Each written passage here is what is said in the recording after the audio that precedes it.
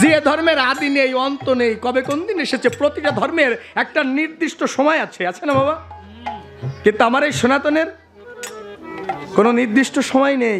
কত পুরানো, সুপ্রাচীন, শাশ্বত, কত পুরানো, কাগজের পাতায় আজও পর্যন্ত কোনো ব্যক্তি লিপিবদ্ধ করতে পারলো না। আমার অনুভূতি এইখানে, তাহলে আমরা কেন 16% দাঁড়িয়ে? বাবা, এই সনাতনের থেকে গৌতম বুদ্ধ বেদের সঙ্গে তর্ক করে বেরিয়ে গেলেন। Doctor B.R.. আম্বেদকরের মতো মানুষ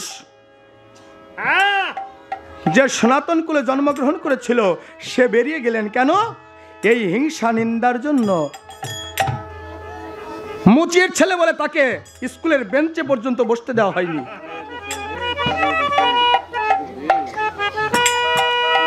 গলায় ঘট বেঁধে দেওয়া হচ্ছে যে ওর থুতু রাস্তায় ফেলতে দেওয়া যাবে না।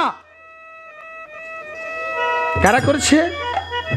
সনাতনের মানুষ করেছে। উনি বলেছিলেন, পিয়ার ঠাকুরের কাছে এসে বলেছিলেন যে আমাকে তো বাদ দিয়ে দিয়েছে সমাজ থেকে, তাই মতুয়া মন্ত্রে আমাকে একটু দীক্ষা দিয়ে একটু জায়গায় রাখা যায় কিনা, আমি সমাজটাকে একটু সংস্কার করতে চাই। পিয়ার ঠাকুর সেদিন জায়গা দিয়েছিল না। তবে গুরুচাঁদ ঠাকুর, আমার গুরুচাঁদ ঠাকুর যদি হতো, এই ভুলটা করতো না। প্রমথলালের উপরে একটা চাপ এলো, যদি ওকে জায়গা দেয় ওকেও ধর্ম থেকে বহিষ্কৃত করা হবে।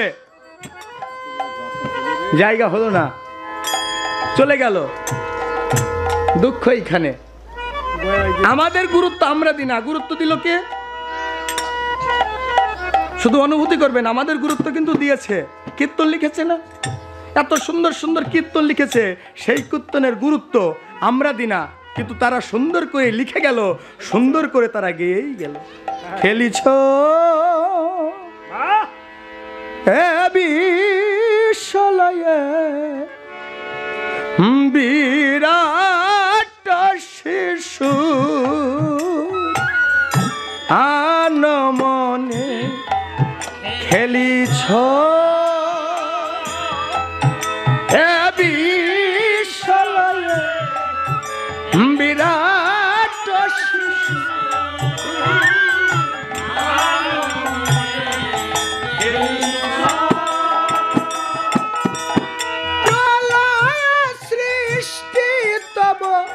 পুতুল খেলা, প্রলয় সৃষ্টি তব পুতুল খেলা, নিরজনে প্রভু নিরজনে খেলিছ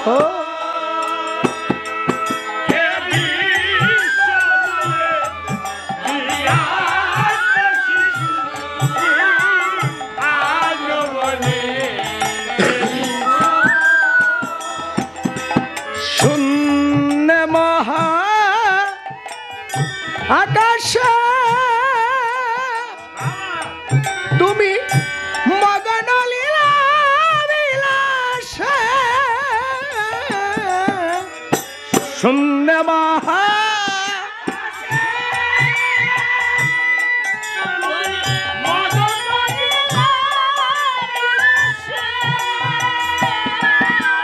শূন্য মহা আকাশে তুমি মগন লীলা বিলাসে,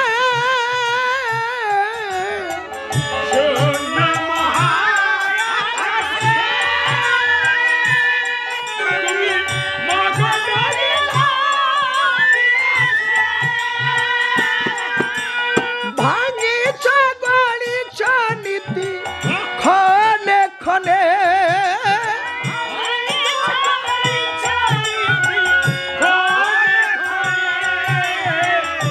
নিরজনে প্রভু নিরজনে খেলিছ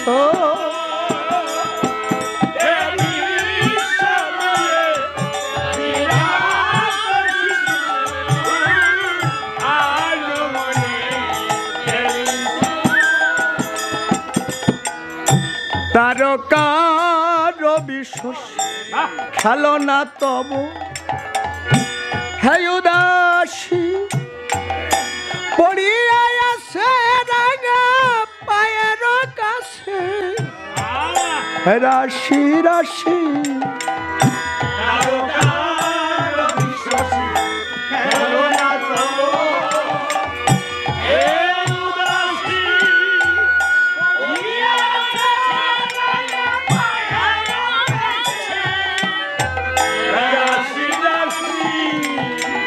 নিজেকে নিয়ে, আমার ধর্মটাকে নিয়ে আমি উপলব্ধি করলাম না। সনাতন কুলে জন্মগ্রহণ করেছি, আমার কৃষ্ণ, আমার গৌর, আমার রাম, আমার হরিচাঁদ, এ তো আমার গৌরব থাকার দরকার আছে না বাবা? এ তো আমার মাটির মানুষ, আমার মাটির ভগবান, তাই না? কিনে নিয়ে গেল, নিয়ে গেছে না? যারা হরিনাম করতো না, হরিনাম পছন্দ করতো না, তারা হরিনাম করছে না। যারা শর্ট পোশাক পরতো, আজ তারা কি করেছে? গেরুয়া বসন পরে, তিলক অঙ্কন করে, মাথা মণ্ডন করে, টিকি রেখে, জপের মালা হাতে। ঘরের গৌর কিনে নিয়ে গেছে। গিয়েছিলাম রামসরাতে, রামসরাতে গিয়ে দেখি, সকাল 7টায় গিয়েছি, সকাল 7টায় গিয়ে দেখতে পাই যশোর রূপ গোস্বামী সনাতন গোস্বামীর জন্মস্থান প্রেমবাগ নোয়াপাড়া কচাতলা থেকে মাটি নিয়ে তার কিছু দূর গিয়ে রামসরায় নিউ বৃন্দাবন করেছে। সকাল 7টায় গিয়ে দাঁড়িয়ে আছি। সেদিন দেখেছিলাম মহাপ্রভু চৈতন্যদেবের আদর্শ কি। ছোট্ট ছোট্ট ছোট্ট ছোট্ট বাচ্চারা, আমেরিকা, ফ্রান্স, জাপান, সাদা চামড়ার যে বাচ্চাগুলো, হাতে জপের মালা, জাতি ধর্ম বর্ণ নির্বিশেষে। তুমি তো লেখো যে জাতি ধর্ম বর্ণ নির্বিশেষে, জাতি ধর্ম বর্ণ নির্বিশেষে হরিনাম। ওই ছোট্ট ছোট্ট বাচ্চারা যার সঙ্গে দেখা হচ্ছে, ওর কাছে কোনো জাতির বিচার নেই। ও দেখছে না এ মুসলমান, এ বৌদ্ধ, খ্রিস্টান, এ সনাতন ধর্ম অবলম্বী, ওর কাছে বিচার নেই। যার সঙ্গে দেখা হচ্ছে করজোড়ে ডাক দিয়ে বলছে হরে কৃষ্ণ। যার সঙ্গে দেখা হচ্ছে হরে কৃষ্ণ। বৈষ্ণবত্ব কোথায়? সাদা পোশাক পরে দাঁড়িয়েছি, প্রণাম করছি, মনে মনে ভাবছি আমি সাধু হয়ে গেছি। তাই আরে আমি তো লোভী, অর্থলোভী। আমার ভিতর ঢুকে গেছে কি, আমার ভিতর মোহ। আমি বলছি বৈষ্ণব। কে বৈষ্ণব? আরে সাদা পোশাক পরলে কি সাধু হয় না? সাদা পোশাক পরলে বৈষ্ণব হয় না? সাদা পোশাক পরলে যদি সাধু হতো তাহলে তো সবাই সাধু হতে পারতো, তাই না বাবা? আমা সাধু হতে, সাধু সাজতে লাগে 5 মিনিট, সাধু সাজতে লাগে 5 মিনিট, কিন্তু সাধু হতে গেলে 5 জনও সম্ভব নয়, 5000 বছরও সম্ভব নয়। সাধু হতে গেলে এরকম হাজার হাজার লক্ষ জন্মের প্রয়োজন। বৈষ্ণব, কে বৈষ্ণব বলুন? বৈষ্ণবের কোনো জাতি হয় না, বৈষ্ণবের কোনো গোত্র হয় না, বৈষ্ণবের কোনো ধর্ম হয় না। হৃদয় উদয় যার প্রেমের অঙ্কুর, রবি ঠাকুর, হৃদয় উদয় যার প্রেমের অঙ্কুর, নম্রতা স্বভাব তার বাণী হয় মধুর। দুটি আঁখে টলমল সদা চিন্তা করে, অন্তরে মাধুর্য তার গভীর চিন্তা করে।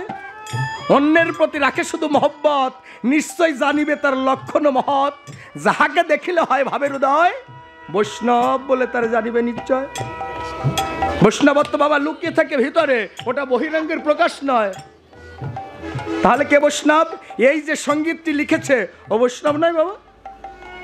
মুসলমান বৈষ্ণব নয়? বৈষ্ণবত্ব ছিল না? তার ভিতরে অবশ্যই বৈষ্ণবত্ব ছিল। আমার কৃষ্ণকে জেনেছিল, আমার কৃষ্ণ সম্বন্ধে চিন্তা করেছিল, তার স্বরূপটা দর্শন করবার চেষ্টা করেছিল। তারকার বিশ্বাস খেলো না তব হে উদাসী, পড়িয়া আছে রাগা পায়ের কাছে রাশি রাশি।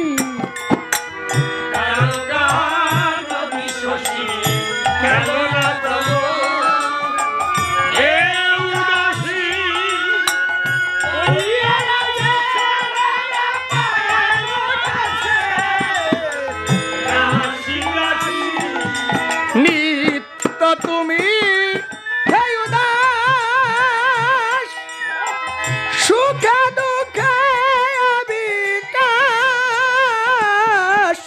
নিত্য তুমি রাধা গোবিন্দ প্রেমানন্দ একবার হরিধ্বনি বল বল হরি বল।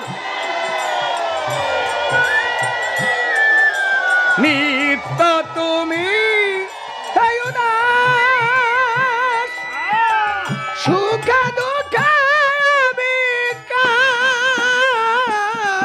নিত্য তুমি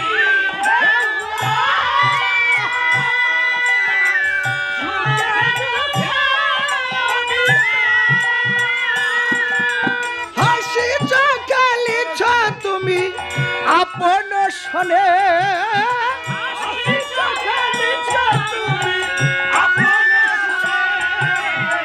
নিরজনে প্রভু নিরজনে খেলিছ।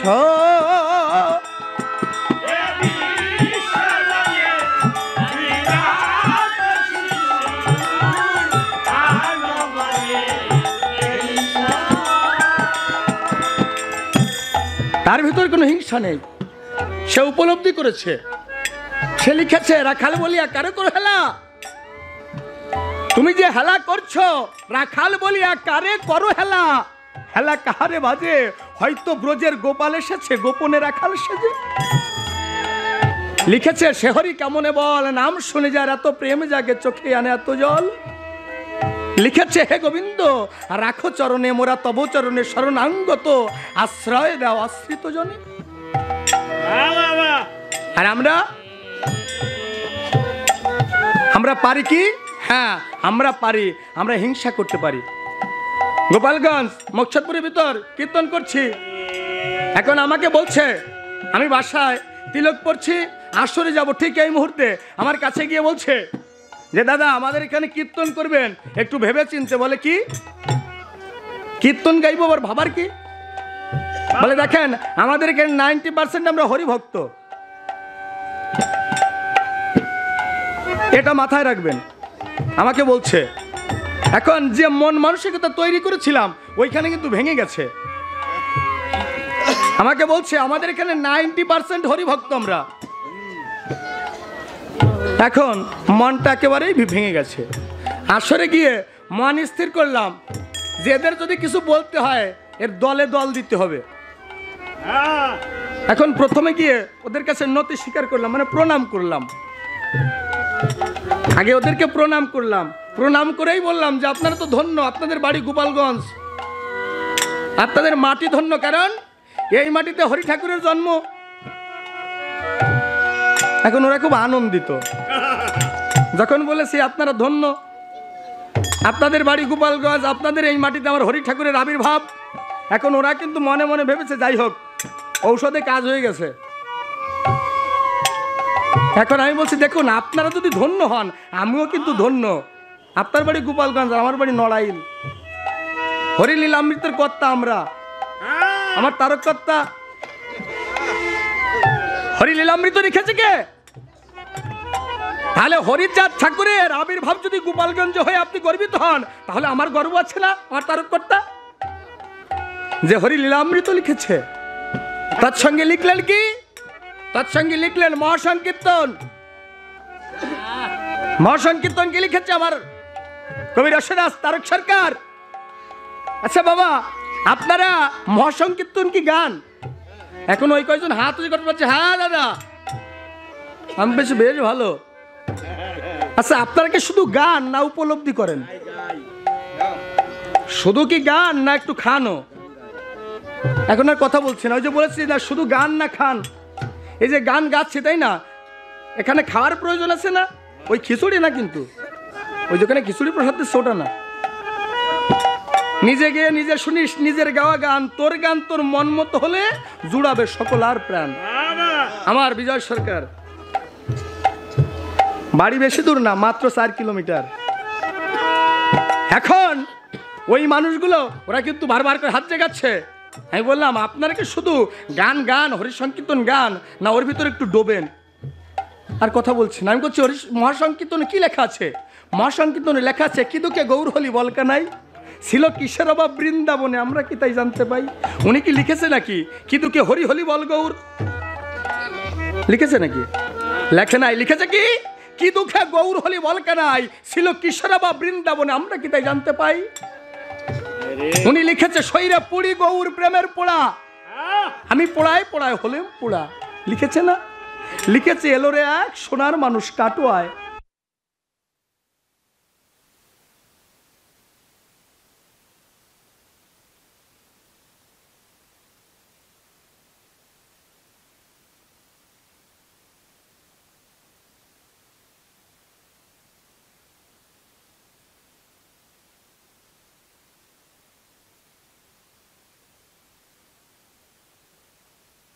কাকু বলছে যে পালার কথা ঠিক ওই টাইপের, কারণ নাম শুনলে অনেকে চিন্তা করে ও পালা কি শুনবো, পালা তো প্রতিনিয়ত শুনি, কিন্তু আমরা যে পালাগুলো একটু চেষ্টা করি ভক্তের হৃদয়ে আনন্দ দেওয়ার জন্য। মানভঞ্জন পালা অনেক শুনেছেন, মাথুর গিয়ে গেছে, ভক্তের মুখে এখনো শুনি যে মাথুর গিয়ে গেছে কে? মাথুর গিয়ে গেছে কেশব বাবু।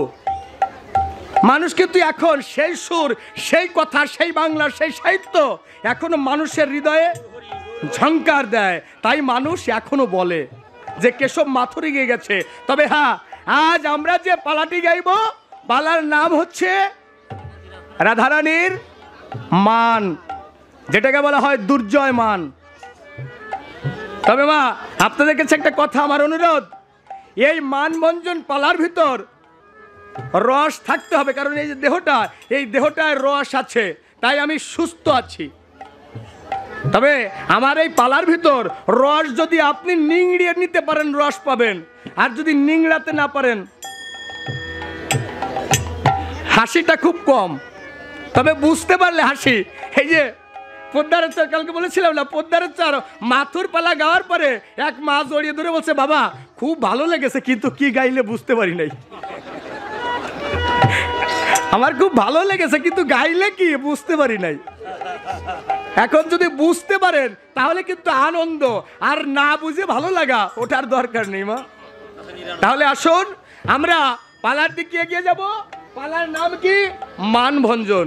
এখন বাবা এসে দাঁড়িয়ে আছে, ওইখানে কিন্তু একটা ব্যাপার আছে, ভক্তদের মনের বাসনা কিন্তু থাকে, হ্যাঁ না? ভক্তদের মনের বাসনা জ্যাঠা পাশ থেকে বুঝতে পারছি বারবার উকি দিচ্ছে। এর আগে আমাকে বলেছে যে তোমার বাবা কি আসবে, ভক্ত বলছে যে বাবা কি আসবে, আমি বলছি বাবা যতদিন বাইসে থাকে ততদিন আসবে, আর যেদিন চলে যাবে সেদিন তো আর আসবে না, হাজার ডাকলেও আসবে না, তাই না মা? চলে যাবে, এটা সত্য, এটা আমিও জানি যে সে চলে যাবে, এটা প্রতিটা মানুষের জীবনে অতীব সত্য, কেউ থাকবে না, কারণ আসা যাওয়ার জগৎ, একজন যাবে একজন আসবে, এটাই প্রকৃতির নিয়ম।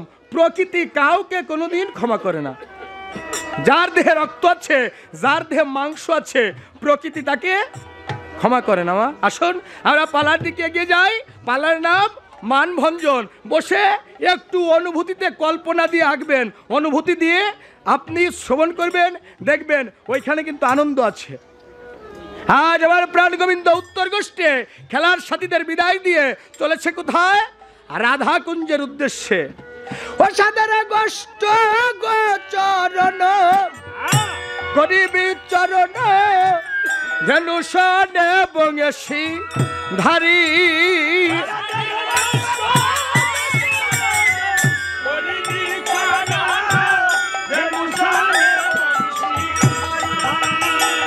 আর সুধীর গমনে গধূলি লগনে ভবনে চলিলেন হরি।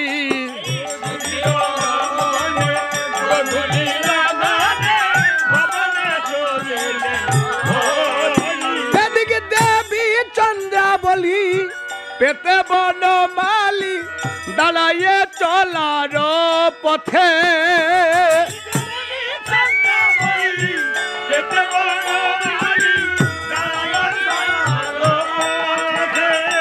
আর শ্যামকাল শশী বাজাইয়া মোহনবাসী পশিল শ্রবণ পথে।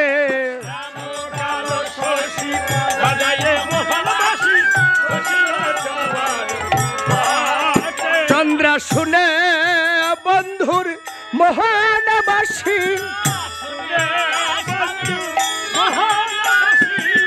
মহাপ্রাণে ছুটে আসি শুনে শ্যামের মোহনবাসী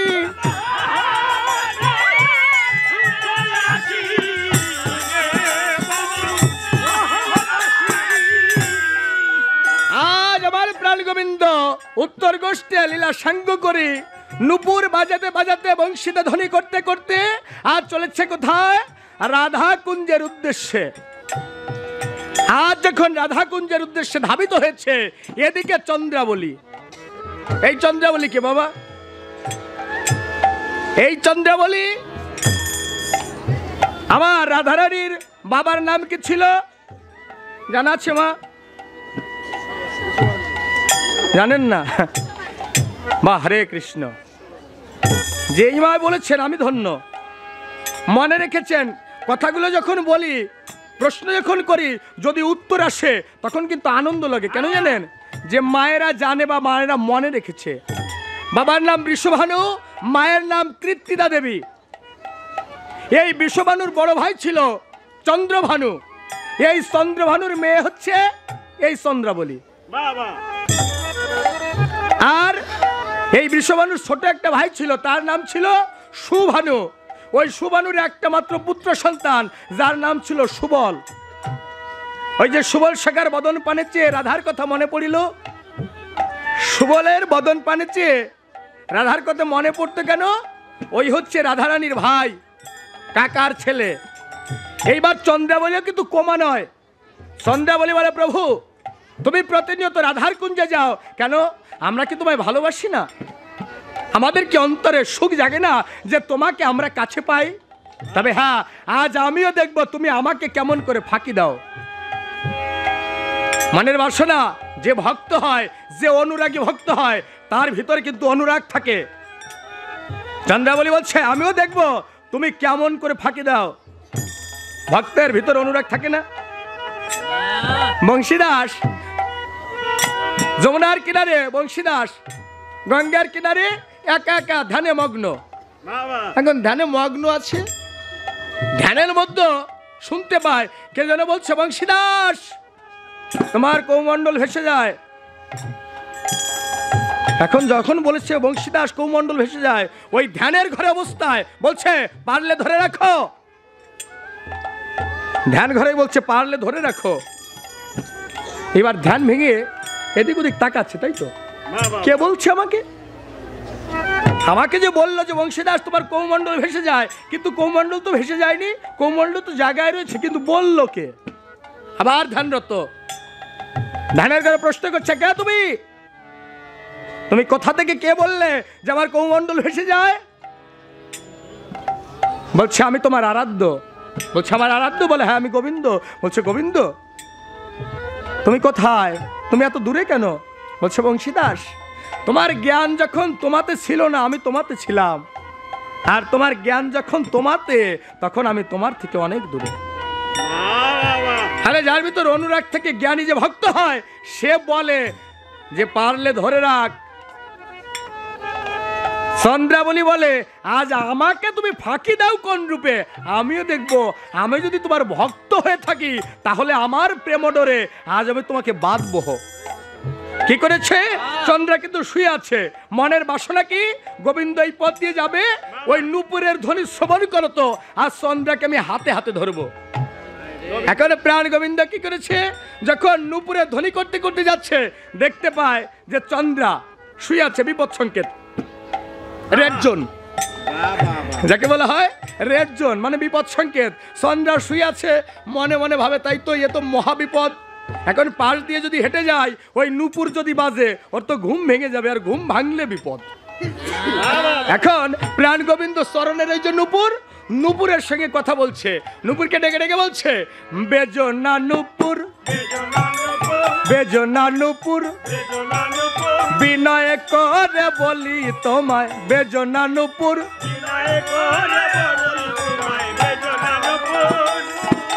নূপুরকে বলছে কে? আমার প্রাণ গোবিন্দ। নূপুরকে বলছে, নূপুর তুমি বেজনা। কারণ তুমি বাজলে তো বিপদ, তুমি বাজলে চন্দ্রের ঘুম ভেঙে যাবে, আর চন্দ্রের ঘুম ভেঙে গেলে আমাকে তো যেতে দেবে না। এখন তাই অনুনয় বিনয় করে বলছে, নূপুর তুমি বেজো না।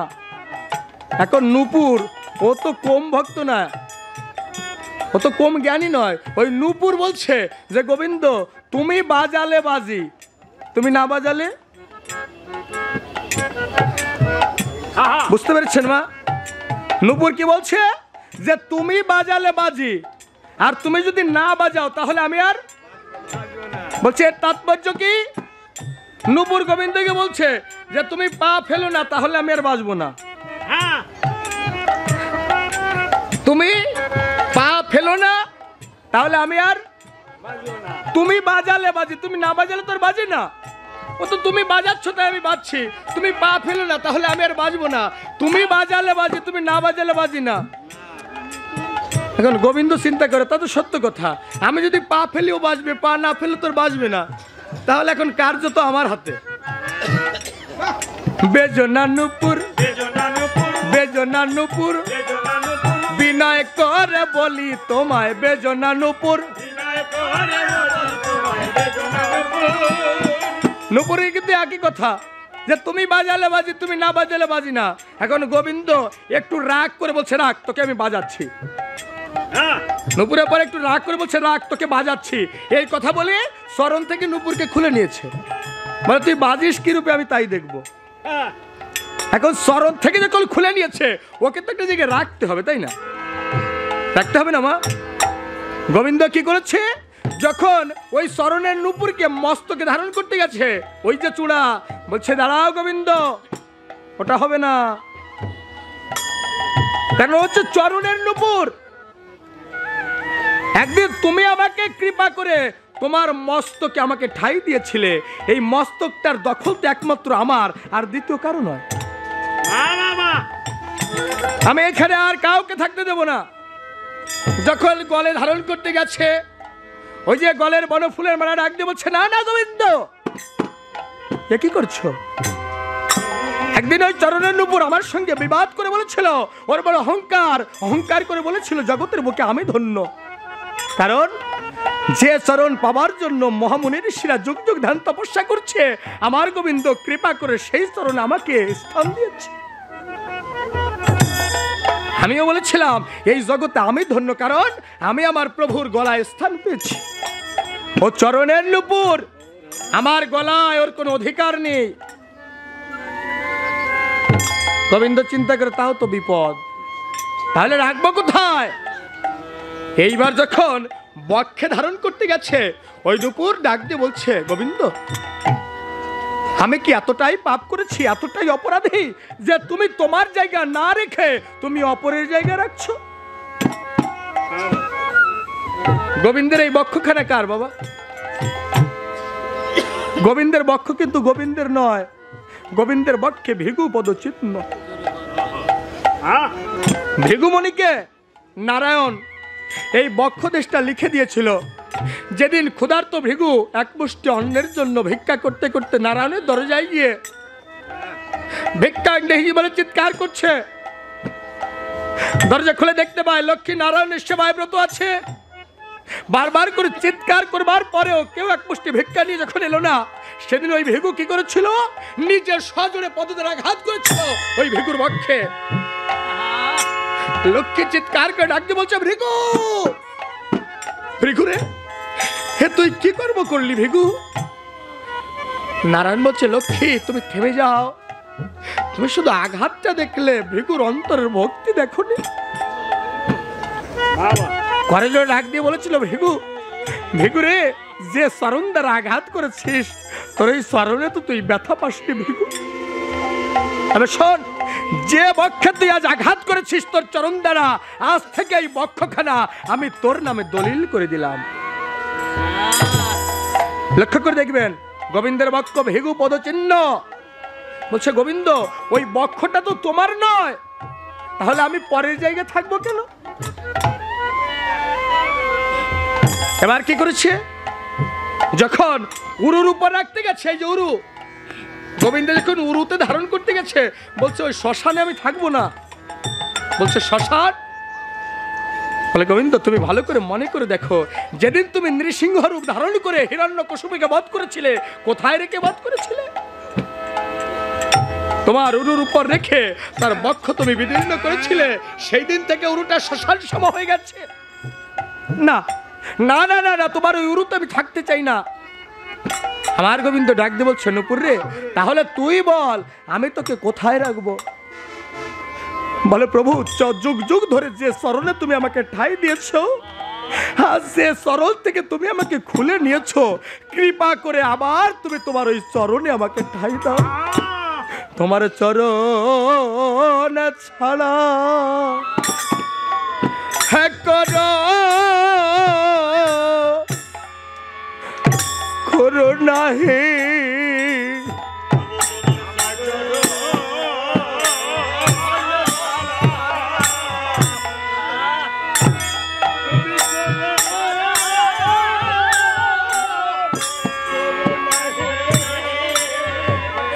প্রভু, তোমার চরণ ছাড়া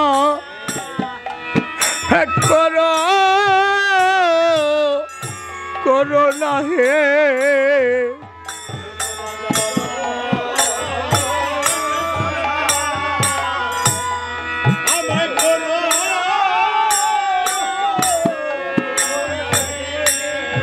আমি ওই চরণ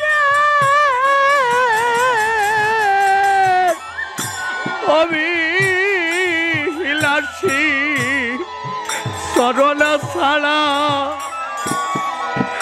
করো না হে।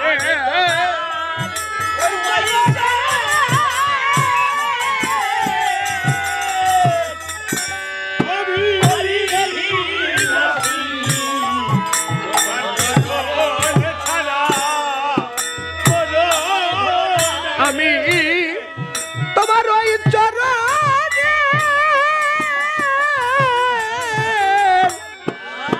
অবদাসী চরণ ছাড়া করো না হে।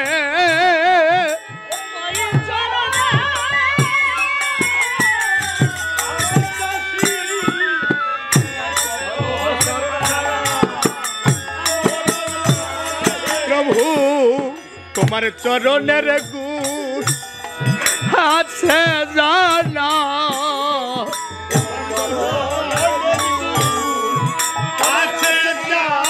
মাধবের কাষ্টের তরি হয়েছিল সোনা।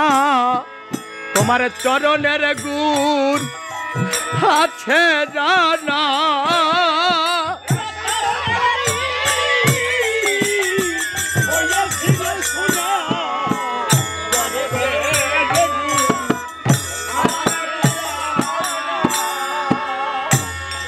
প্রভু যে চরণচ্যুত তুমি আমায় করেছো, যে চরণ থেকে তুমি আমাকে খুলে নিয়েছো, একবার কৃপা করে তোমার ওই রাঙা চরণে আমাকে আবার জড়িয়ে নাও। আমি তোমার ওই চরণ ছাড়া হতে চাই না গোবিন্দ। আমার গোবিন্দ নূপুরকে আবার চরণে জড়িয়ে নিয়েছে। আমা সামান্য একটা জড় পদার্থ, সেও গোবিন্দের চরণে থাকতে চাই, কিন্তু আমরা কি করেছি বলুন? মানব কুলে জন্ম নিয়েছি সত্য, কিন্তু তার ভজন সাধন আমরা পারি না। তাকে ডাকার মতো ডাকতে জানি না, তার সেবা করতে জানি না। রাধারানী এত কষ্ট, এত দুঃখ, এত যন্ত্রণা সয়ে নিজেকে সমর্পণ করলো গোবিন্দ চরণে। এত দুঃখ, এত যাতনা, বাদিনীর ঘর, জটিলা কুটিলা ননদিনী শাশুড়ি, তাদের সবাইকে উপেক্ষা করে নিজেকে সমর্পণ করলো গোবিন্দ চরণে। যমুনার তটভাগে গিয়ে প্রাণ গোবিন্দকে একটু সেবা করাবে বলে কত কষ্ট করেছে, বারবার করে ব্যর্থ হয়েছে। কলসি করে নবরী নিয়ে যেত, তাতেও বাধা। চুলের খোপায় নবনী নিয়ে যেত, সেখানেও বাধা। বগল দাবা করে ক্ষীরসর নবনী নিয়ে যেত, সেখানেও বাধা। ওই ননদিনী কুঠিলা বলে দিয়েছিল যে আমাদের ঘরে থেকে ওই গোবিন্দ সেবা করা যাবে না। অবশেষে অধরে করে সেবার নৈবেদ্য নিয়ে গোবিন্দকে সেবা দিয়ে বলেছিল, গোবিন্দ জানি না আমার জীবনে তোমার সেবা হবে কিনা। কুটিলা দেখতে পেল যে বউকে এত যন্ত্রণা, এত কটু কথা, এত বাধা দিলাম, এত গঞ্জুরা লাঞ্ছনা দিলাম, সমস্ত কিছুকে উপেক্ষা করে গোবিন্দ ভজন করবার জন্য ছুটে এসেছে। সেদিন কিন্তু বলেছিল, বউ চল, তুই তো আমাদের কুলের বউ, ঘরে ফিরে চল। রাধারানী ডেকে ডেকে বলেছিল, না ননদি, যে ঘরে থেকে গোবিন্দ ভজন করা যায় না, ওই মায়ের সংসারে আর কোনোদিন ফিরে যাব না। ননদি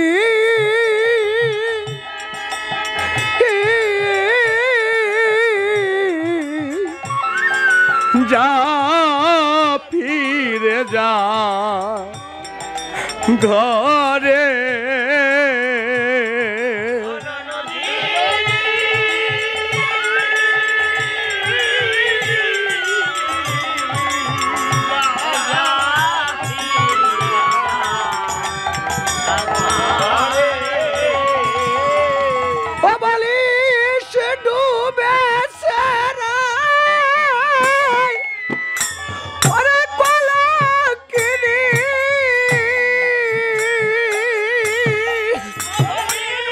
রাধা গোবিন্দ প্রমানন্দ, একবার হরি বল।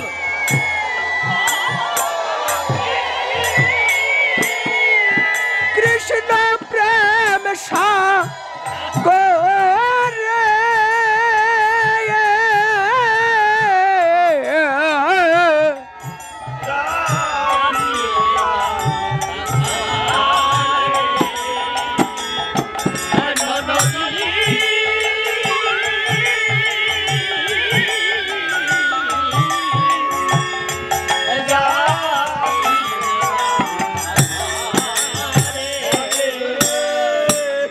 ঘুচল তোদের সকল জ্বালা,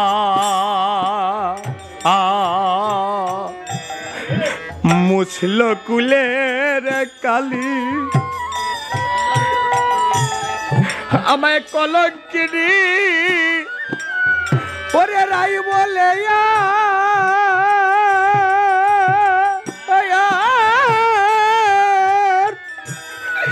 কেউ দিবে না গালি।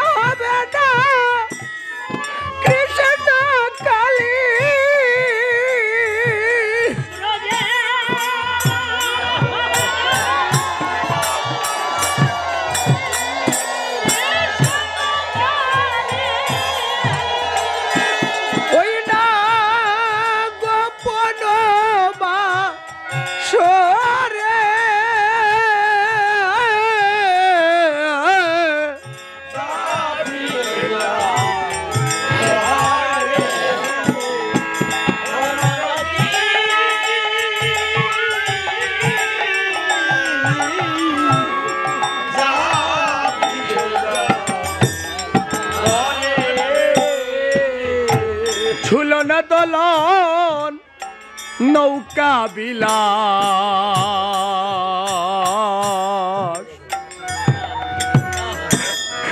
আমার সবই হলো শেষ, শেষে প্রবাসে চলেছি আমি। ও নদী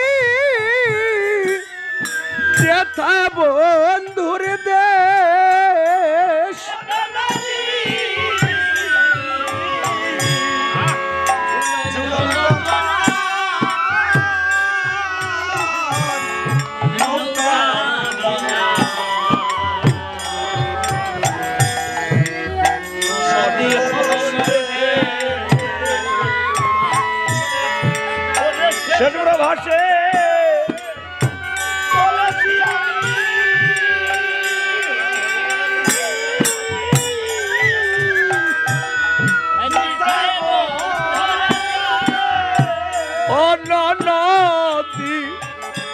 ননদী ননদী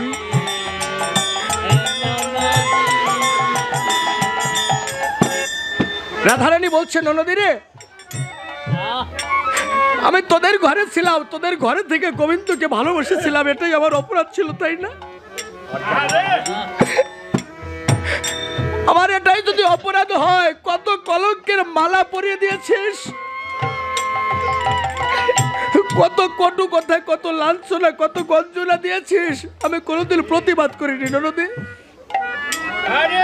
তবে ননদী শুনে যা, আমার জীবন থেকে ঝুলন দোলন সবকিছু শেষ হয়ে গেছে, এখন শুধু অপেক্ষার নৌকা বিলাসের। ওমা, ঝুলন দোলন নৌকা বিলাস শুধু বৃন্দাবনে নয়, প্রতিটা মানব জীবনে এমনি করে সুখের সংসারে দেখবেন, কখনো সুখের দোলনায় দোল খায়, আবার কখনো দুঃখের সাগরে ভেসে যায়। বসে আছি নৌকা বিলাসের অপেক্ষায়, আমার এই দেহ নৌকা বিলাস কখন হবে না জানি, কখন কালের স্রোতে এই নৌকা ভাসিয়ে নিয়ে যাবে, কোথায় যে ডুবে যাবে কেউ জানে না।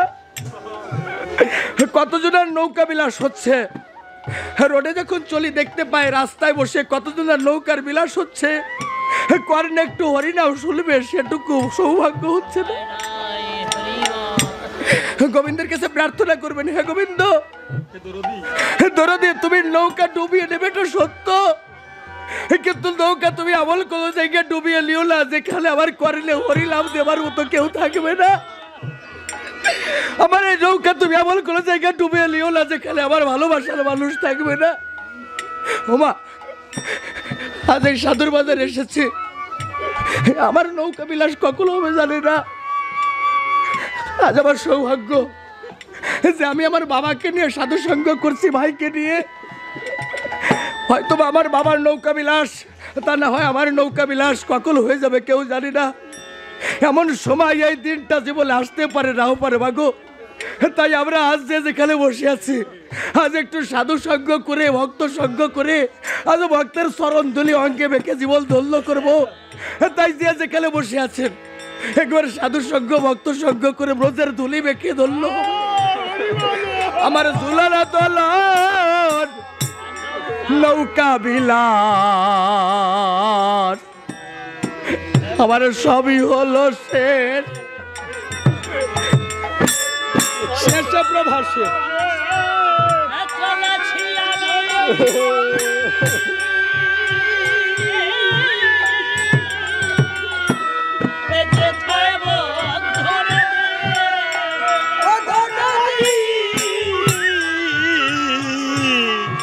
আমার ঝুলানা দোলন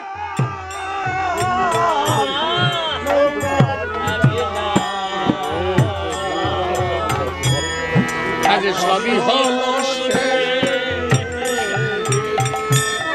শেষ প্রভাসে।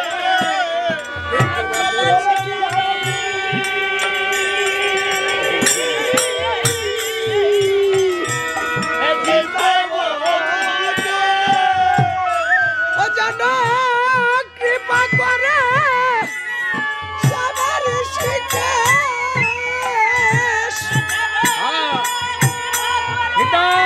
গৌর প্রেমানন্দ হরিবল, ও যেন কৃপা করে সবার শিখে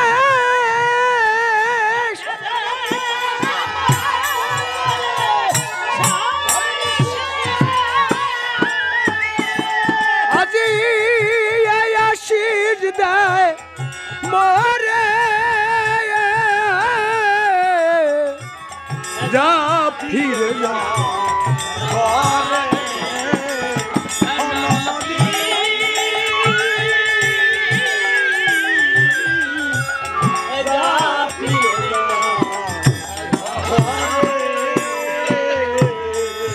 আর ভুলে গেল ও নদী এই রাধা তোদের বউ শ্যামবিহনে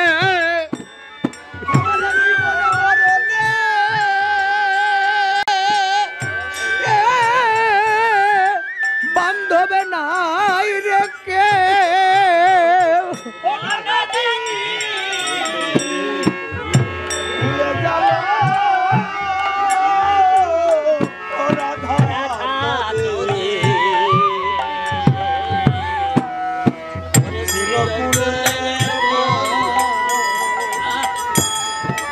সম্মিহনে জীবন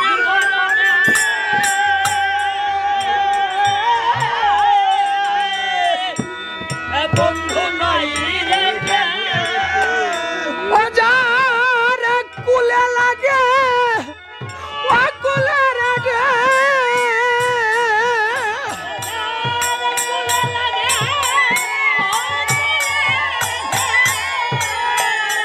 ওই না কুলে তার কি করে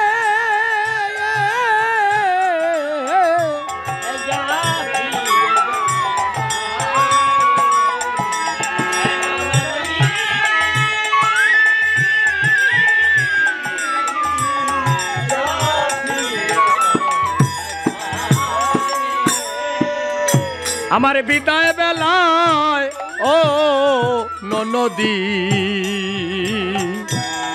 আমার শেষ মিনতি নিও তোমরা আমার হয়ে আমার শ্যামের কুঞ্জে সাজার প্রদীপ দিও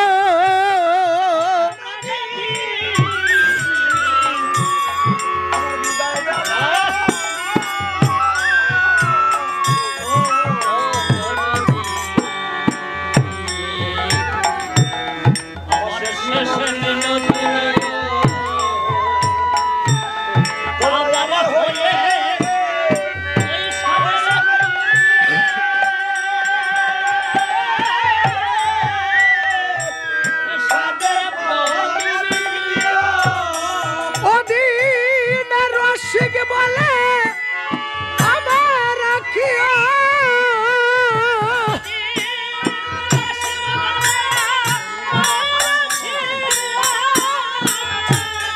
অদিন রসিক বলে আমার রাখিয়া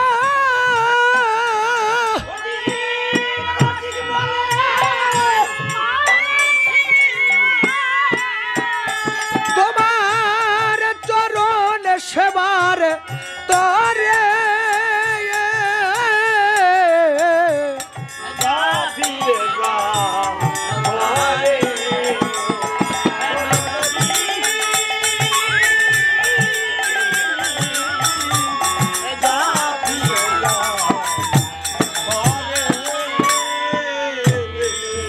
আজ আমার প্রাণ গোবিন্দ যখন চরণের নুপুরকে আবার চরণে জড়িয়ে নিয়েছে, যখন সম্মুখ ভাগে এক পা অগ্রসর হয়েছে, চরণের নুপুর রুনুঝুনু শব্দে বেজে উঠেছে, যখন ওই শব্দ শ্রবণ করো তো চন্দ্রাবলীর ঘুম ভেঙে গেছে। যখন চন্দ্রাবলীর ঘুম ভেঙে গেছে, আজ প্রাণ বন্ধুকে পেয়ে আত্মহারা হয়ে প্রাণ গোবিন্দকে ভক্তের সঙ্গে জড়িয়ে ধরেছে। বলছি গোবিন্দ, তুমি প্রতিনিয়ত আমাকে ফাঁকি দিয়ে রাধাকুঞ্জে যাও, আজ আমিও ভেবেছিলাম তুমি আমাকে কেমন করে ফাঁকি দাও। আজ যখন তোমাকে পেয়েছি আমি আর ছাড়বো না, আজ তোমাকে আর ছাড়ছি না আমি, কারণ তুমি প্রতিনিয়ত এই পথ দিয়ে যাওয়া আসা করো। এই পথে নীতি নীতি করে গতাগতি বন্ধু, এই পথে নীতি নীতি করে গতাগতি শুনিত বনপুরের ধ্বনি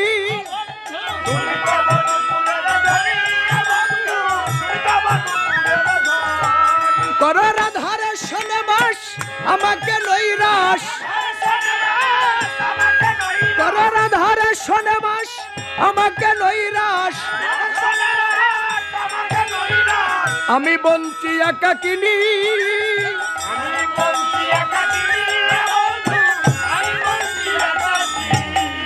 বধু হে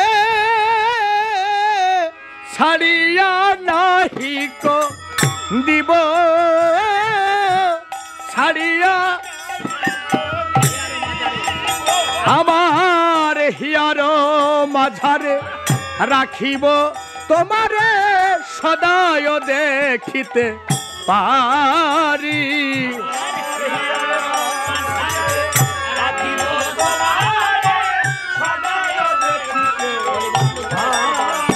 বলি বন্ধু তোমায় ছেড়ে দিব না,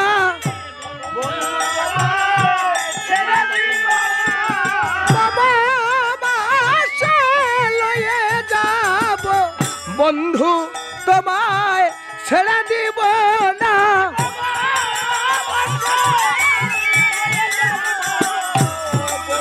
বাবা বলি মম বাসে লয়ে যাব বন্ধু তোমায়।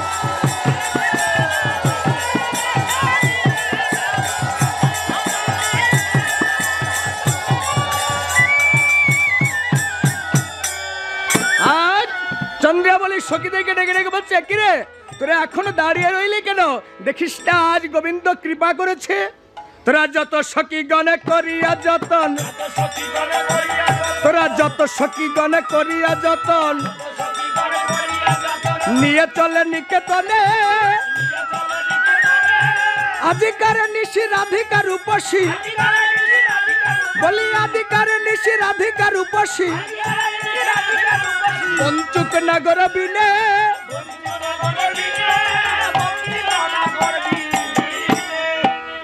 আজ প্রাণ গোবিন্দকে চন্দ্রাবলী কাছে পেয়ে অন্যান্য সখীদের সযত্ন করে প্রাণ গোবিন্দকে নিয়ে কুঞ্জ মধ্য প্রবেশ করেছে।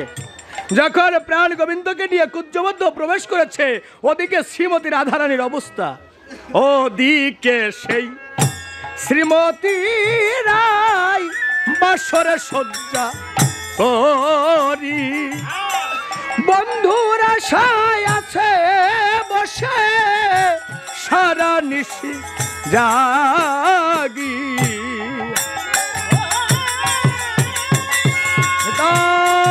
গৌর হরিবল হরিবল প্রাণ শক্তি রে।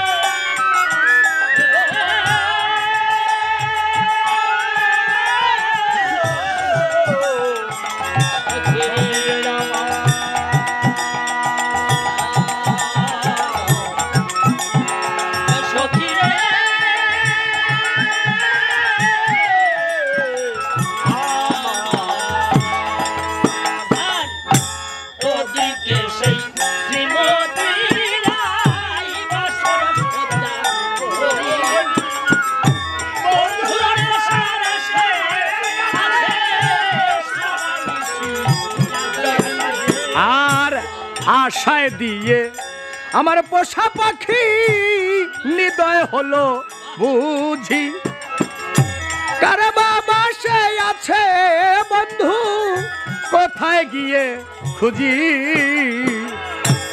আশায় দিয়ে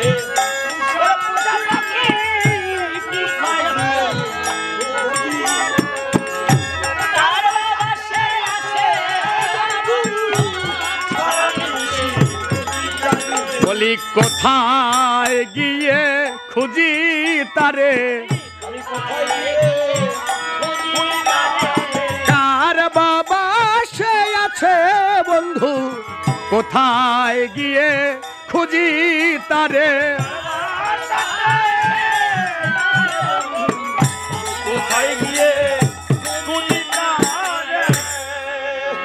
হরে কৃষ্ণ। আজ শ্রীমতী রাধারানী ডেকে ডেকে বলছে, সখীরে বন্ধু তোমায় কথা দিয়েছিল, কিন্তু বন্ধু যে এলো না।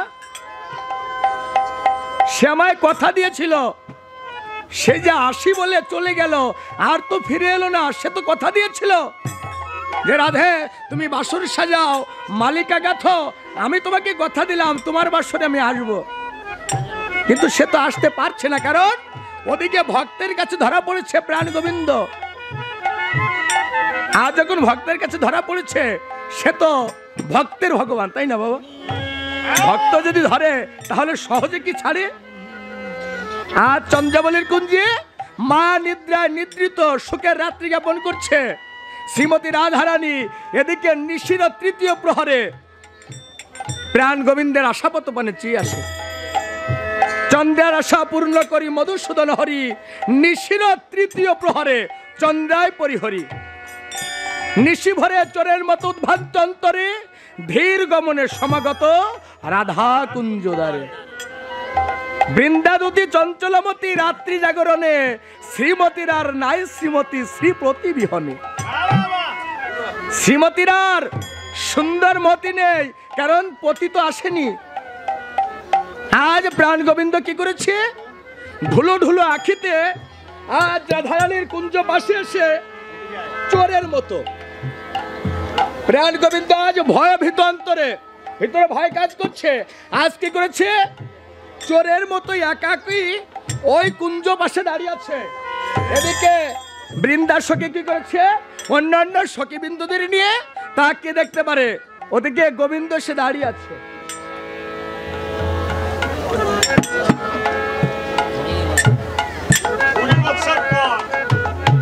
আমার বৃন্দা বলতে হবে।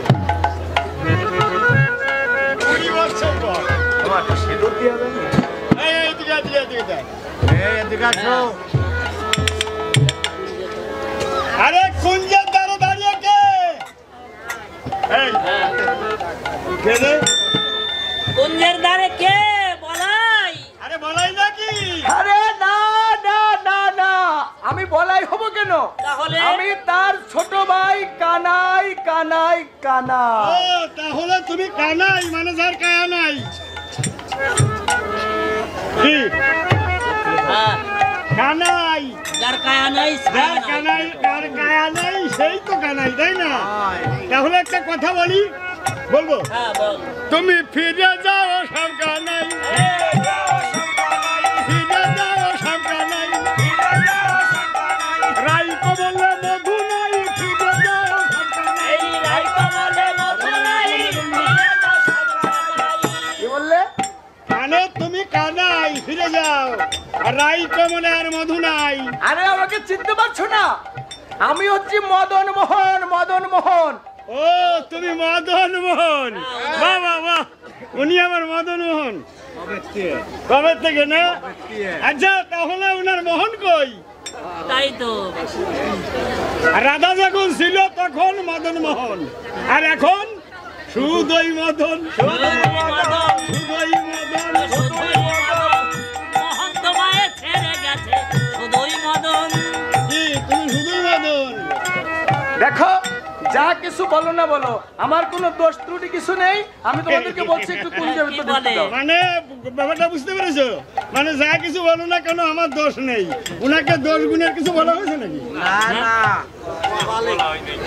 ওই যে বলতেছে কপালে কি? আগেই তো ধরা খাইছে ভক্তের কাছে।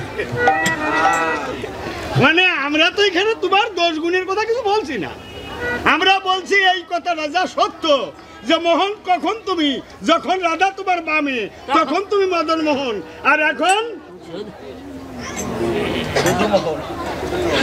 শুধুই মদন। আরে আগে আগে উনি বলতেছে আমার কোনো দোষ নেই। দোষাতে পারি এই সবার, তোমার দোষ নাই। এ কি তোমার কপালে কি কিসের চিহ্ন? আরে রে রে রে, কি জানো? কি? এই যে মায়ের পায়ের রক্ত চন্দন, এই যে মায়ের পায়ের রক্ত চন্দন, কপালে করেছিল পন, মায়ের পায়ের রক্ত চন্দন। দেখেন, চোর যদি ধরা পড়ে যায় সে কিন্তু আবল তাবল বকে, কি তাই না? তার রক্ত চন্দন পায়ে থাকে নাকি?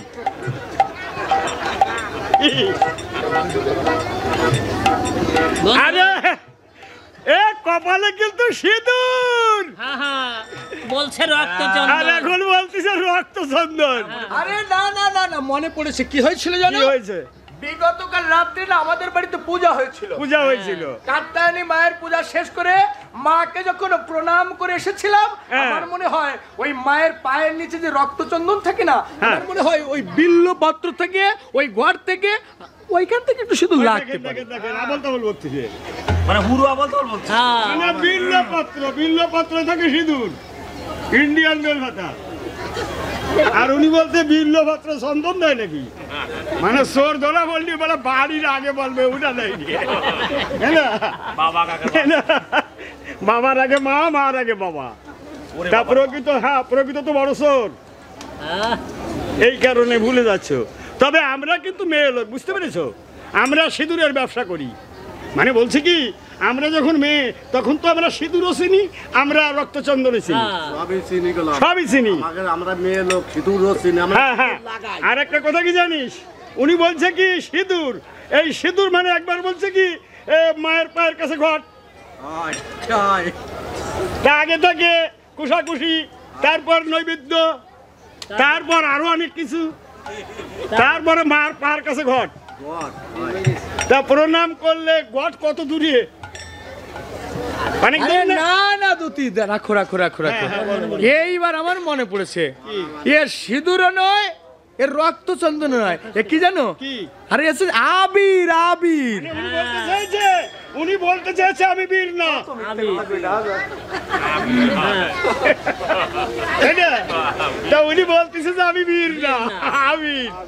আর যদি ওই আবির হয়ে থাকে তাহলে বন্ধু বলো, হ্যাঁ। দোল্লা কবে গেল হে, তোমার দোলে কবে গেল হে দোল কবে গেল হে, তোমার দোলে কবে গেল হলে কার দোলাতে দুলেছিল, দোল কবে গেল হে, তুমি কার দোলাতে দুলেছিলে দোলে কবে গেল হে দুলেছি দুলেছি আমি দুলেছি দুলেছি দুলেছি, আমি দুলেছি ওই শামদুলালির প্রেমের দুলায় দুলেছি দুলেছি। শামদুলালের প্রেমের দুলায় দুলেছি দুলেছি দেখো দুতি, তুমি যত কথাই বলো না কেন, আমার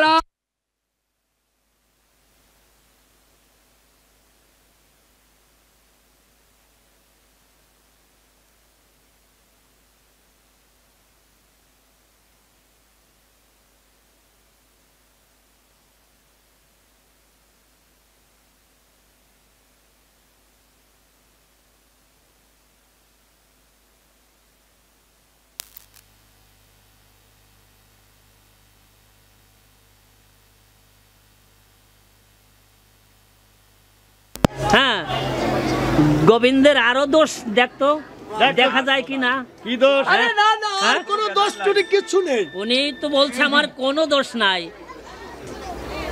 দেখেছিস? আহা, দেখেছি। একটু ঘুরে- বক্ষের ওই উপরে দেখি কঙ্কনের দাগ, আর বক্ষের ওই উপরে কেন কঙ্কনের দাগ? কোন রসবতী তোমায় পেয়েছিল, মনে রাখবো তো তোমাকে দাগিয়ে দিয়েছে, তোমায় লাগিয়ে দিয়েছে, দাগিয়ে দিয়েছে, তোমায় লাগিয়ে দিয়েছে, ওরে অনুরাগের লোহা দিয়ে দাগিয়ে দিয়েছে। অনুরাগের লোহা দিয়ে লাগিয়ে দিয়েছে। দেখ, সর্বাঙ্গে কি দেখা যায়, দেখেছিস? দেখেছি, তোর হ্যাঁ। ডাকতে গেলে কত। এ দেখেছিস? আরে না না না, তোমরা যেটা ভাবছো সেটা নয়, সেটা নয়। তবে বলে, আরে এটা কঙ্কনের দাগ নয়, এটা হচ্ছে কণ্টকের আঘাত। কণ্টকের আঘাত। হ্যাঁ হ্যাঁ, কি হয়েছিল জানো? কি হয়েছিল? ওই যে গতকাল বললাম না পূজা হয়েছিল, আমার মা আমাকে বলছে গোপাল যা তো একটু বিল্লপত্র নিয়ে আয় বাবা। আমি যখন ওই বিল্লপত্র আনতে গিয়ে গাছে উঠতে গিয়েছিলাম, ওই বিল্ল কণ্টকের আঘাত লেগে আমার এখানে দাগ লেগে গেছে। ও বুঝেছি। তাহলে তোমার গাছে ওটা অভ্যেস আছে। তা তুমি গাছে যাতে আর কোনোদিন না ওঠো, সেই কথা আজকে বলে যাবো। এ বলে দে। আরে রাগ দেরি আছে, এখনো বাকি আছে। নিখিল বাবু না থাকলেও শিখে রাখিছি কোন কথা বললি গাছে উঠবে না। আচ্ছা। এদিকে এসো। কি সুন্দর, তাই না? হ্যাঁ কি সুন্দর সাজাইছো দেখিছো? কার আচ্ছা, তা আমি একটা কথা বলতে চাই। তোমার বক্ষের উপর কঙ্কনের দাগ, তা যদি কেউ কাউকে জড়ায় ধরে তাহলে তো কঙ্কনের দাগ থাকবে ভিটি। হ্যাঁ পিটি লাগবে। পিটি লাগবে হয়। তোমারে কোন ফার্স্টে জড়ায় ধরেছিল? 5 বার দেওয়া হয়ে যায়। ছাই দিয়ে কখনো আগুন দেখা যায় না, কথাটা মনে রেখো। তাই বলে ওইভাবে কও নাকি তুমি? ওইভাবে কব না, তোমারে আসরে কব, বাসরে কব, রাস্তায় কব, ঘাটে কব, যা কিছু ঘটে ঘটে ঘটে আর ঘটে ঘাটে। প্রয়োজন বোধে কালকে না পরশুদিনে বাড়ি যে তোর মারও কব।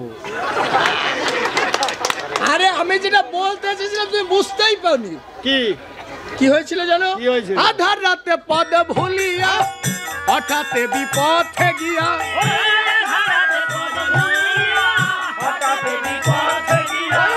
কাটার আঘাত লাগে সর্বদা।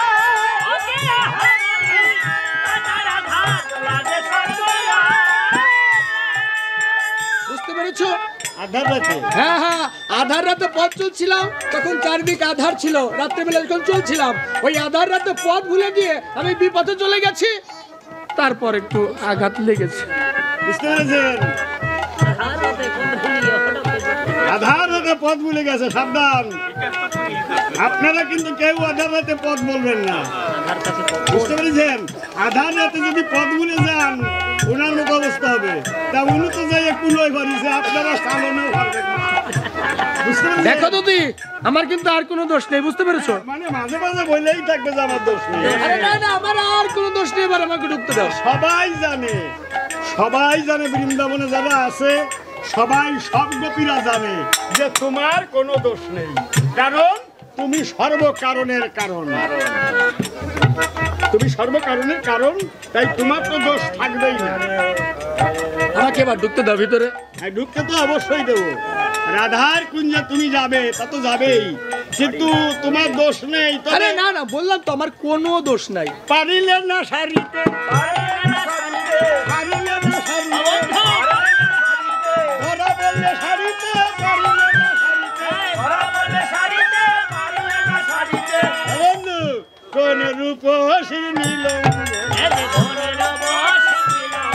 ওরে পূজা তাই শেষ পরি, কোন রূপসী নীল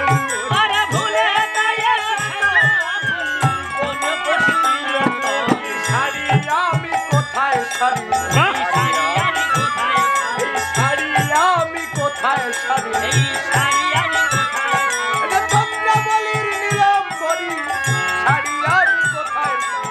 দাদার শাড়ি না দিদির শাড়ি, ওরে দাদার শাড়ি না দিদির শাড়ি।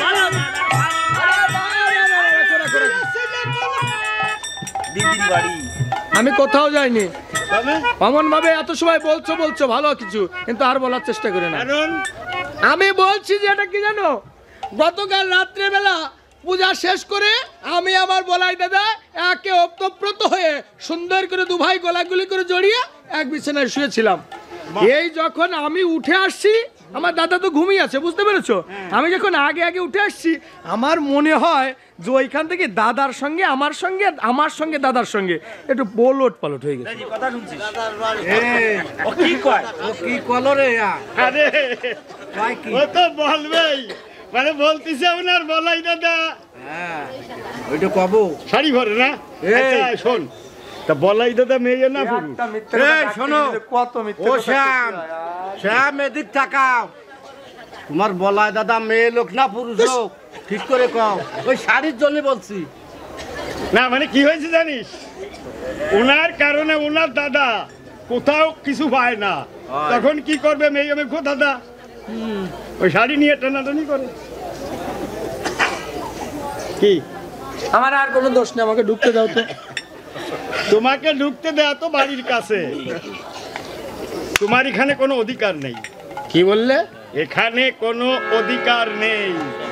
অধিকার নেই? হ্যাঁ, আরে আছে, আমি বললাম তো কি অধিকার এইখানে আছে? আমার অধিকার আছে। এই যে দলিল, দলিল মানে রাধা কুঞ্জের খাসকবলতি, দলিল আছে প্রমাণ।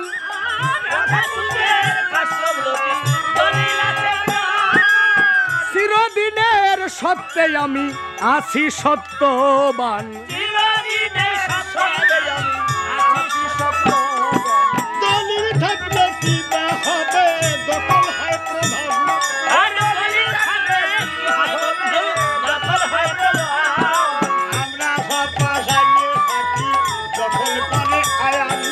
আমরা সব পাশাইয়ে থাকি, দখল করে আয়ান।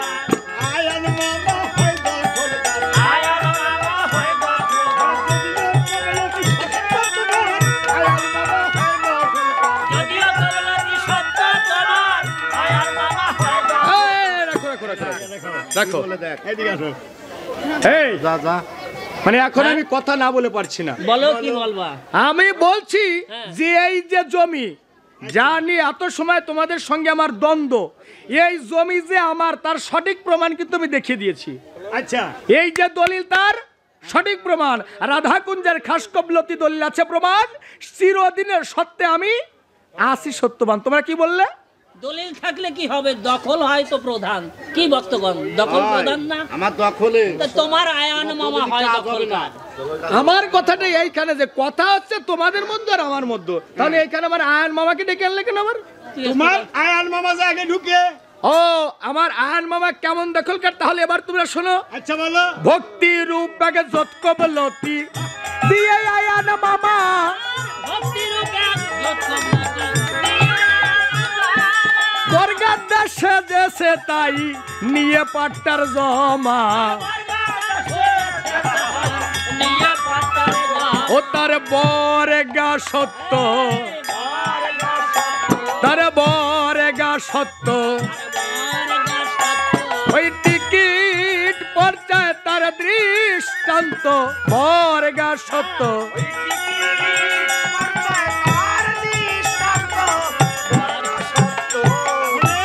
তোমার আয়ান মামা। আমার আয়ন মামা হচ্ছে বরগারদার, আচ্ছা আর তুমি জমির আমি মালিক।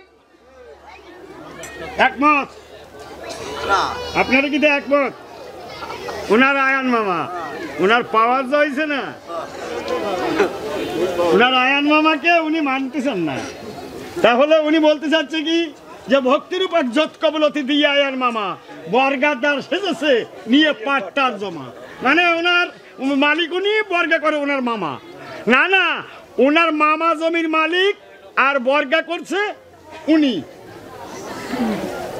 আরে বললাম না আমার বাবা কেমন শোনো, দখলকার। শোনো, তুমি আর বলিও না ওই কথা। কথার মানে কি দাঁড়ায় জানো?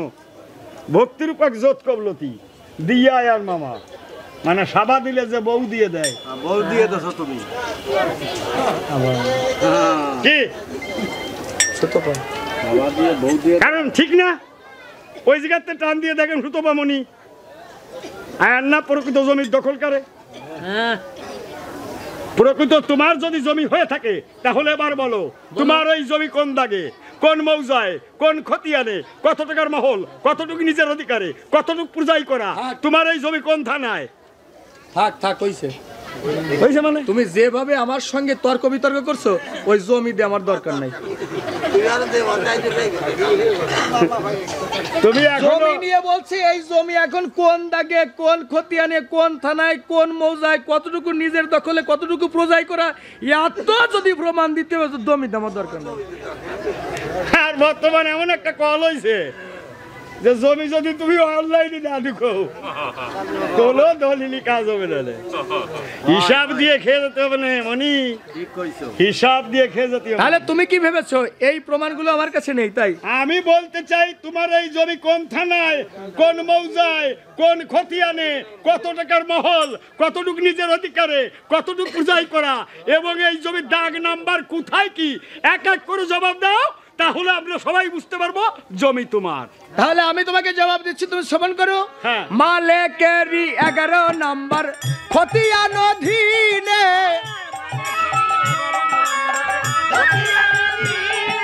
7 নাম্বার দাগে 14 শতক জমির পরিমাণে, ও তার উত্তরেতে রতিকান্ত, ও তার উত্তরেতে রতিকান্ত, ওই টিকিট পর্যায়ে তার দৃষ্টান্ত উত্তরেতে রতিকান্ত।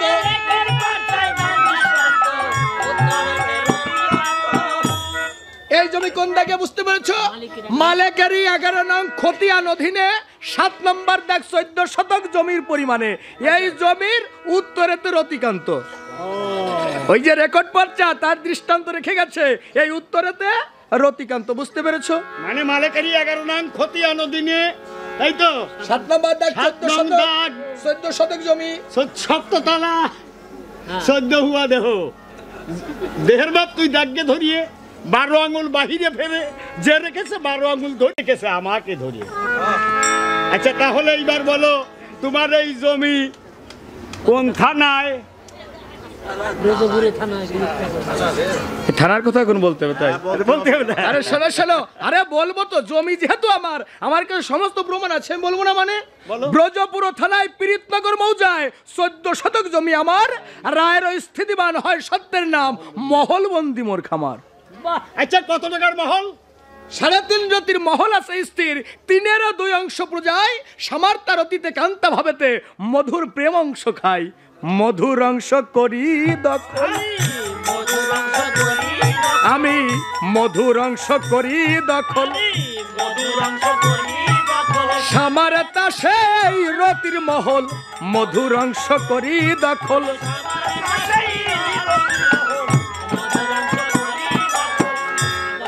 হ্যাঁ হ্যাঁ, বুঝতে পেরেছি। সাধারণী সামঞ্জস্য, সামার্তা, সাধারণ রতির অধিকারিণী রুক্মিণী চন্দ্রাবলী, এই পর্যায়ে যারা সাধারণী সামঞ্জস্য, সামার্তা, সামার্তা রতির অধিকারিণী শ্রীমতী রাধা রানী, তাই তো? হ্যাঁ, এইটাই হবে। হ্যাঁ, আচ্ছা, তাহলে এখন থেকে জমির উপর 144 ধারা জারি করলাম। মানে তোমার এই কথাবার্তা শুনে মাঝে মাঝে মনে হচ্ছে যে কুঞ্জ ছেড়ে বাইরে চলে যায়। কুঞ্জে ছেড়ে বাইরে না। এত সময় বললে জমির প্রমাণ দাও, আমি কোন দাগে কোন মৌজায় কত নম্বর খতিয়ানে, কতটুকু জমির পরিমাণ, কতটুকু নিজের অধিকারে, কতটুকু প্রজায় করা, সমস্ত প্রমাণ দেওয়ার সত্ত্বেও এখন তুমি বলছো এই জমি জমা নিয়ে এখন নাকি কেস করবে উনি। তো কেস করবো না। এখন থেকে 144 ধারা জারি। আপনারা সবাই একমত? একমত? তাহলে মত যদি থেকে থাকেন, দেখা যাক কেমন মত আছেন। আমি যখন জয়রাধে বলবো, আপনারা কি বলবেন? হ্যাঁ, এইবার কিন্তু স্টার্ট হলো কেমন। জয়রাধে, জয়রাধে।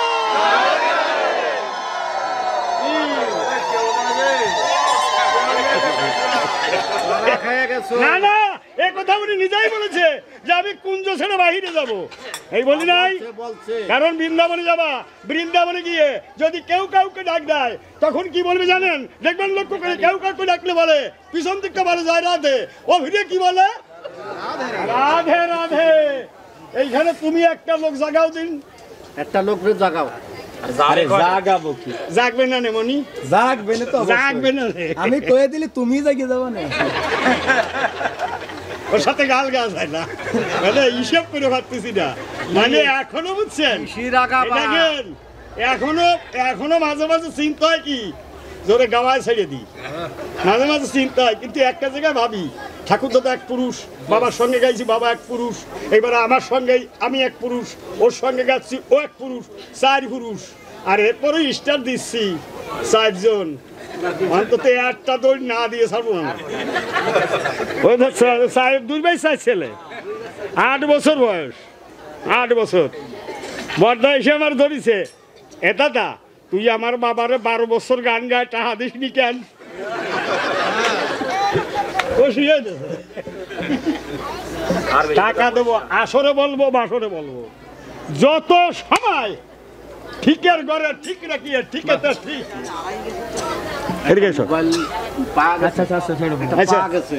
আচ্ছা, হ্যাঁ বলো। তাহলে এই জমির উপর 144 ধারা জারি করলাম। 144 ধারা, 144 ধারা জারি। তুমি কোর্টে যাও, কোর্টে গিয়ে বিচার করো, বিচার শেষে সত্য যার মধ্যে সেই জমিতে দখল দেবে। জয় রাধে। মানে সাক্ষী রানী রাধারানীর দলে রে, রাধারানীর দলে। আরে রাখো রাখো, কি করবে? কেস কাছারি শুধু তোমরা জানো, উকিল তোমাদের আছে, আমার নেই তাই ভেবেছো নাকি? হ্যাঁ, তোমারও আছে। আরে উকিল আমারও আছে, আমিও আপিল করতে পারবো, আমার আপিলে কাজ হবে কিনা তা দেখতে হবে না? তুমি কি বললে 144 ধারা জারি করবে, তাই তুমি যদি 144 ধারা জারি করো, আমি কি করবো জানো? কি করবে? 145 ধারায় দখল করবো আমি, থাকলে দলিল আছে প্রমাণ সত্য মোর কায়েমি।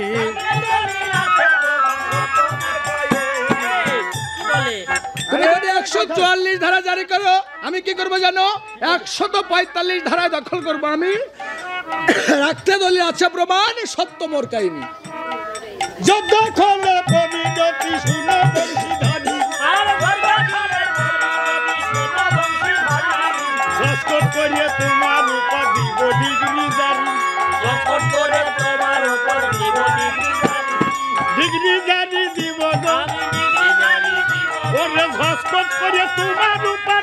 জানি দিব গো। আর যত করে তোমার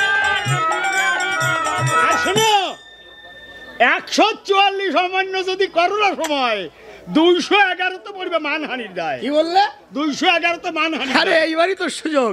তুমি বললে 144 যদি তুমি করো 144 অমান্য যদি তুমি করো সময় 211তে করবে কি? তাহলে তুমিও শোনো বৃন্দা, 211তে যদি হয় মানহানির দায়,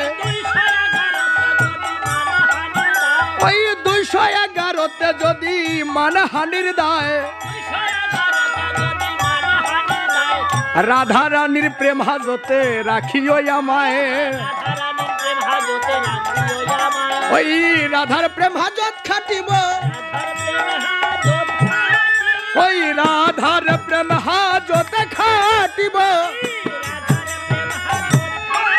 বলি জীবন ধন্য করব, রাধার প্রেম হাজত খাটিব।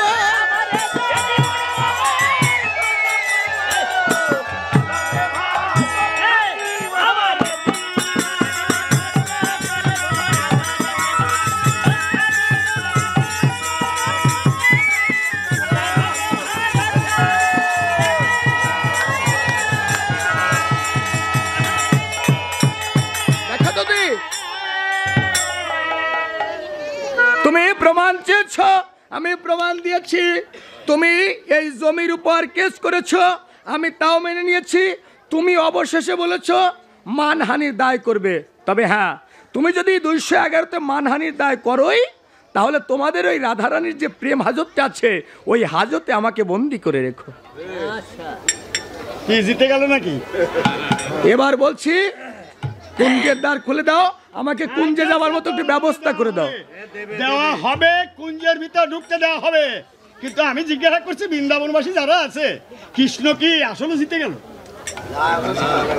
না না, জিতেছে, তবে আজত আজত খেটে যাচ্ছে, নিজে শিকার হয়েছে জেল কাটছে। যে 211 যদি মানহানির দায়, রাধারানীর প্রেম হাজতে রাখিও আমায়। আমি বলে যাই গোবিন্দের কাছে যে আপনারা এই পর্যায়ে যারা আছেন সবাই রাধার প্রেম হাজত খাটবেন। তাহলে এবার কুঞ্জের ভিতরে যাওয়ার একটা ব্যবস্থা তুমি করে দাও বৃন্দা। ব্যবস্থা আমি করতে পারি, কিন্তু কাজ অসুবিধে। অসুবিধা মানে? অসুবিধা মানে শ্রীমতী, তুমি তো গত নিশীতে আসো নাই, তাই শ্রীমতী রাধারানী দুর্জয় মান করেছে।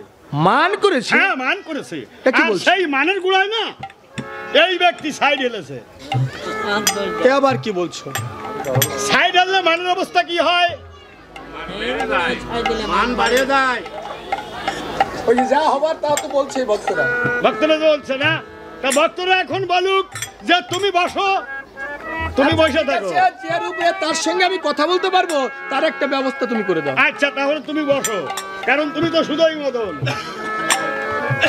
তুমি বসে থাকবা, ঠকে কিছু হাজতে থাকো, আর ভক্তের কাছে ক্ষমা চাও, বৃন্দাবনবাসীকে ক্ষমা চাও যে আমি যদি কোনো অপরাধ করে থাকি আমারও মাফ করে দাও।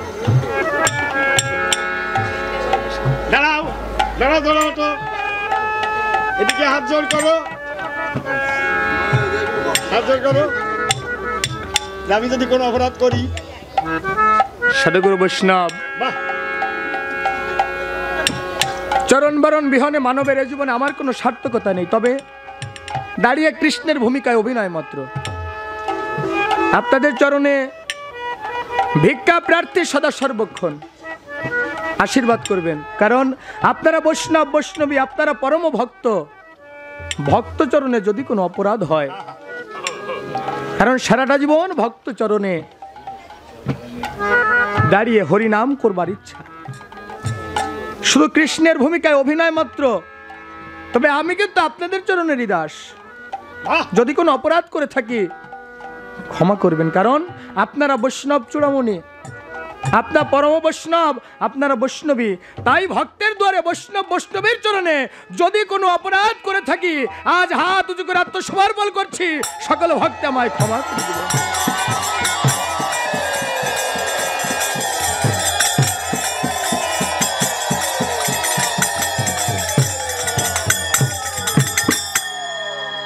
বসো, দেখো অবস্থাটা কোন জায়গায় দাঁড়ায়।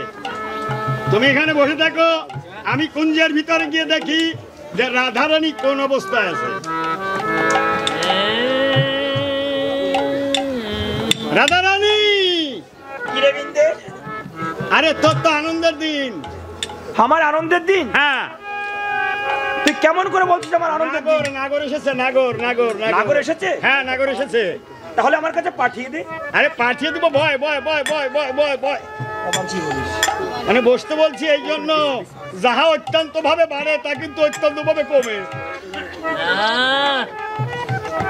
দেখ, নাগর এসেছে, এখনই সে আসবে, সাধবে, কাঁদবে, এমন কি তোর পায়ে ধরে কাঁদবে। সাবধান। সাবধান মানে কি জানিস? বল। আমরা মেয়ে লোক, আমাদের কিন্তু একটা মূল্য আছে। আমরা মেয়ে লোক, আমাদের একটা মূল্য আছে। সেই মূল্যটা কি জানিস? প্রাণ গোবিন্দ এসে যখন কেঁদে পড়বে তখন যেন তুই কথা না বলিস। কথা বলবো না? না, তুই কেমন কথা বলছিস? এই চুপ। আমি তোরে যা শিখেই যা বলি তাই করিস। তাহলে তো গোবিন্দ আমার হয়ে যাবে। চিরদিনের জন্য প্রাণ গোবিন্দ তোর পাশে বসে থাকবে, কিন্তু আমার কথা না শুনলে কোনো দিনও আসবে না। তুই যা বলবি আমি তাই শুনবো। তাহলে তুই বল। হরে কৃষ্ণ। সাধুগুরু বৈষ্ণব ভক্তিমতী মায়েদের চরণে আমার বিনীত প্রার্থনা, আনন্দবাজারে একটা মোবাইল পাওয়া গিয়েছে। যদি মোবাইলটা কারো হারিয়ে থাকে, আপনারা এখানে থেকে থাকেন, কমিটির সঙ্গে যোগাযোগ করবেন, ওইখানে গিয়ে মোবাইলটা তাদের সংরক্ষণে আছে, ওইখান থেকে সংগ্রহ করবেন। হরে কৃষ্ণ। বৃন্দা, এসেছো? হ্যাঁ এসেছি। তাহলে ওইখানে ব্যবস্থা হয়েছে তো? হ্যাঁ, আমি গিয়ে বললাম যে রাধারানী যা হবার তা হয়ে গেছে। এক জায়গায় থাকতে গেলে তো কত কিছু বাঁধে, তাই না? কত কিছু গোলমাল হয়, হয়ে যেতেও পারে। নাগর যখন এসেছে তখন তুই কথা বল। ও, তাহলে আমি যাওয়ার সঙ্গে সঙ্গে কথা বলবো তো? যাওয়ার সঙ্গে শুরু হবে। তাই? আচ্ছা, বেশ ভালো কথা। তাহলে আমি কুঞ্জ মধ্যে যাই। যাও। আজ প্রাণ গোবিন্দ নিজ ভয়ভীত অন্তরে কি করেছে? গলে পিত বাস করিয়া সাহস, গলে পিত বাস করিয়া সাহস, দাঁড়ালো রায়ের আগে, রাধা ভয়ে হরে কাপে থরি থরি, ওই রাধা ভয়ে হরি কাপে থর থরি,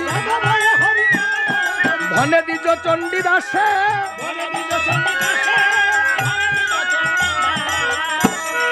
আজ প্রাণ গোবিন্দ কুঞ্জ মধ্যে প্রবেশ করে দেখতে পায় শ্রীমতী রাধারানী দুর্জয় মান করেছে, অবঘুমটম টেনে দিয়ে গ্রীবাদে ভঙ্কিম করে বসে আছে।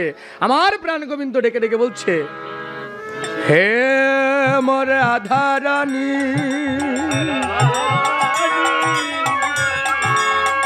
তুমি যদি একবার আমার সঙ্গে কথা বলো, তুমি যদি একবার আমার সঙ্গে কথা বলো, তাহলে কি হবে জানো রাধারানী? তোমার দশমপন্থীর সদৃশ্য যোচনার ওই যে মনোহর জ্যোতি, ওই মনোহর জ্যোতি আমার অন্তরের ভয়রূপ তিমিকে হরণ করে। তুমি একবার তাকিয়ে দেখো রাধারানী, তোমার মুখে পদ্মের আদর্শতা পান করবার জন্য আমার নয়ন চকর কেমন যেন লোলুপ দৃষ্টিতে তাকিয়ে আছে। দেখো রাধারানী, আমি এসেছি, তুমি একবার কথা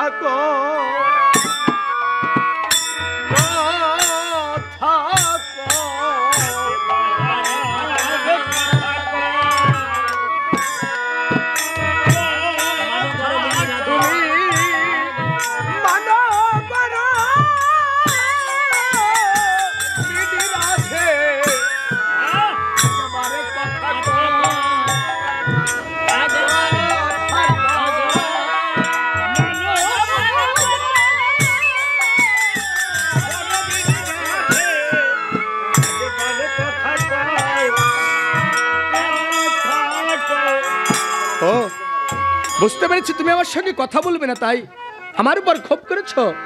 রাধারানী, তুমি যদি আমার উপর ক্ষোভ করিয়া থাকো, তাহলে তুমি কি করবে জানো? তোমার নয়ন কলম্বের অনুরাগের ধনুকে সংযত করি, আমার বক্ষ দেশে লক্ষ্য করি নিহত সেই বানে তুমি আমাকে বিঁধে মারো।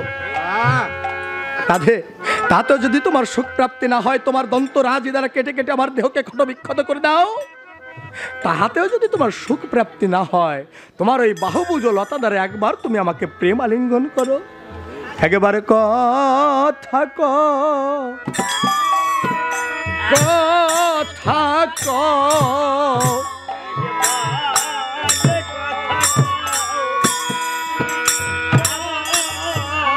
ওগো মানগর বিডি রাধে একেবারে কথা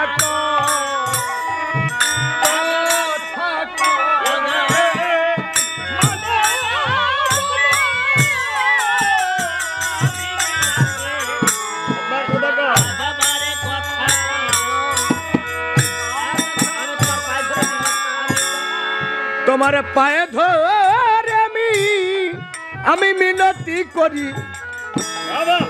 একেবারে কথা কও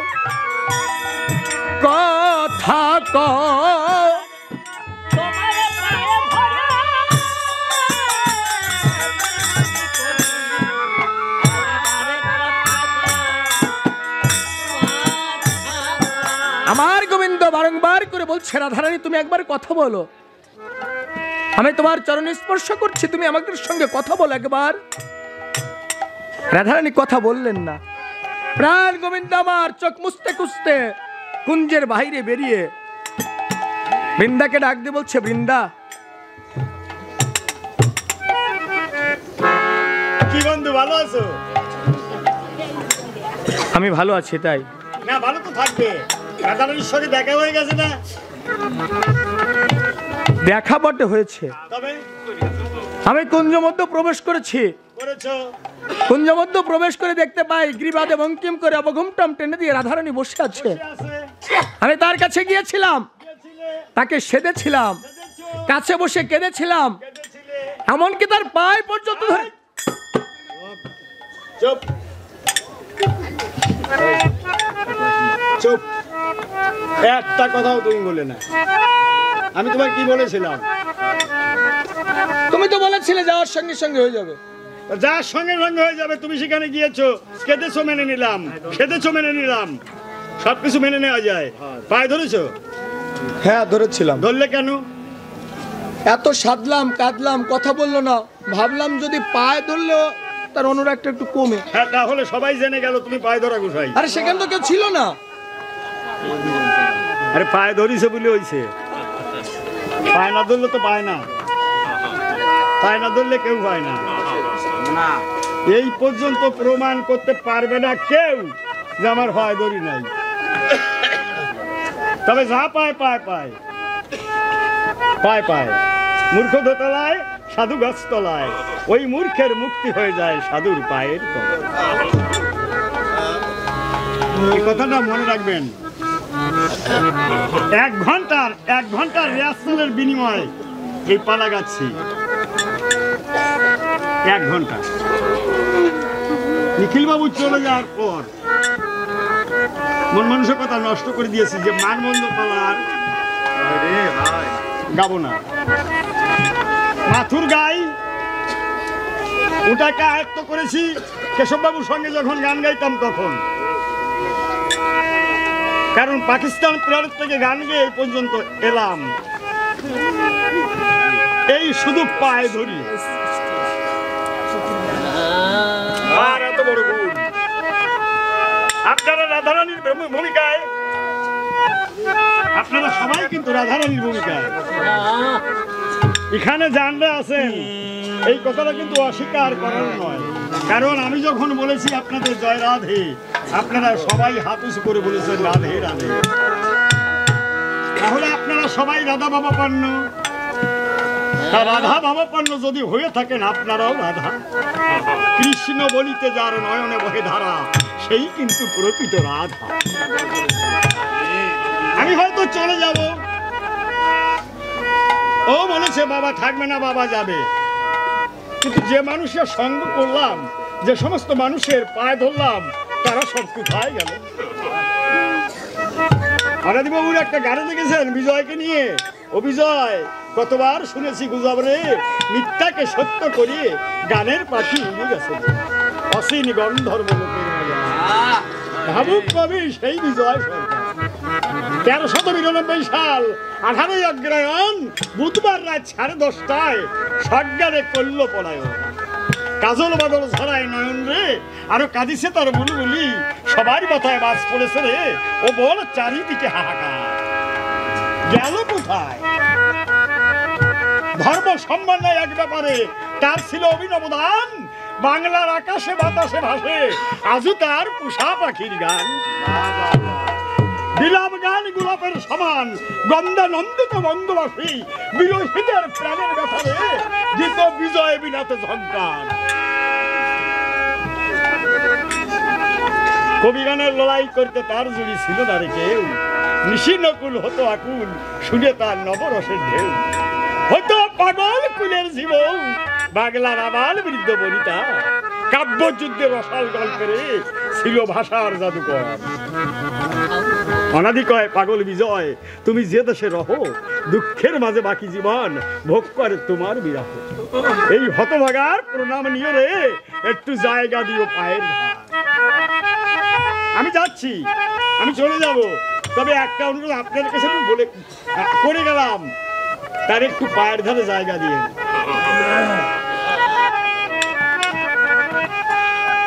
আমার এই অনুরোধ আদেশ নয়, কারণ যাওয়া আসা পালা। থাক, তোমাদিকের করিতে করলাম জীবনে নাই মোর কোনো দান, তোমাদের জন্য রেখে গেলাম কয়েকখানা গান। আমার গানে দিবে সুসংগ্রামের পথ, বিশ্ববাসীর প্রেম রসে গানের মালা গাতি তব হরসে। বলার কিছু নেই, তাই পায় না ধরলে পাওয়া যায় না। আপনারা রাধার ভূমিকায় থেকে যদি এই অনুভূতিটা একবার করেন যে পায়ে ধরবো, আপনারা সবাই পাবেন পাবেন।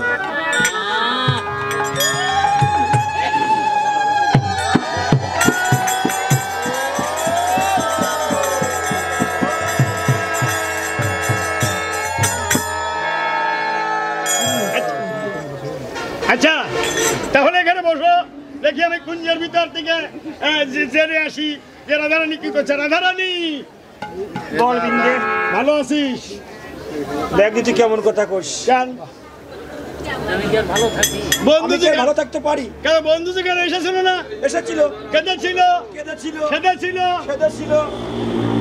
তাহলে তো ভালো আছিস। সে কান্দাকাটি করছে আর সাচ্ছে কাচ্ছে, হ্যাঁ করছে তো, তাই তো ভালো। আর কি? আমি একটু কথা বলিনি তার সঙ্গে। কেন কথা বলিসনি কেন? তুই তো আমাকে নিষেধ করলি কথা বলতে। বন্ধু এসেছিল না? এসেছিল, এসে কি করেছিল? কেঁদেছিল, সেদেছিল, পায়ও ধরেছিল। এই, বন্ধু এসেছে, কেঁদেছে, পায়ে ধরে কাঁদিছে, তা কথা বললি না কেন? তুই আমাকে নিষেধ করলি। এইখানে এসে কেঁদেছে, পায়ে ধরে কেঁদেছে।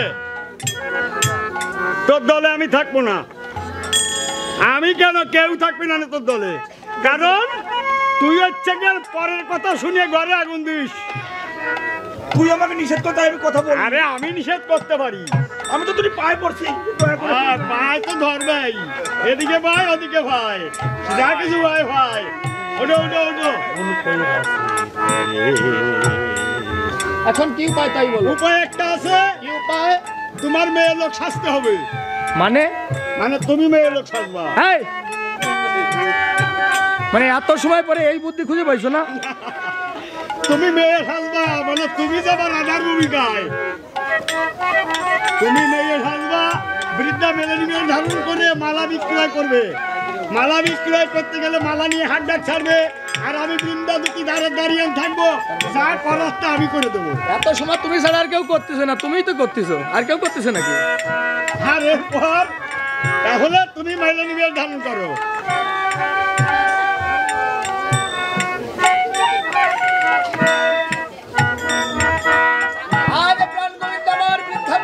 ধারণ করি অদূর থেকে রাধারানীকে উদ্দেশ্য করে ডাকতে বলেছে, মালা রাখবে মালা। গোবিন্দা, বলি মালা রাখবে। দেখ তো মালা, মালা পরবি? আমি মালা পরবো। ও মেলেনি, মেলেনি এদিকে এসো। এদিকে এসো, তোমার কাছে কি কি ফুলের মালা আছে? আমার কাছে কি কি ফুলের মালা আছে জানো? কি কি ফুলের? জ্যোতি মল্লিকা গন্ধা কৃষ্ণ বকুল কলি কোন ফুলের মালা পরবে ওহে চাঁদ কপালি।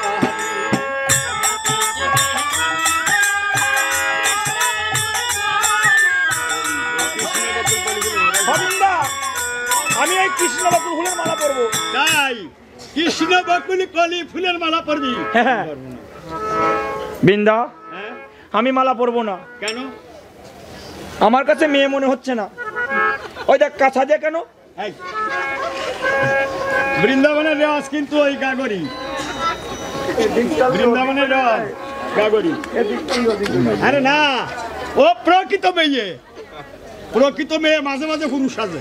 তাই আহা, বৃন্দা রে, আমি মালা পরবো না রে বৃন্দা। কেন?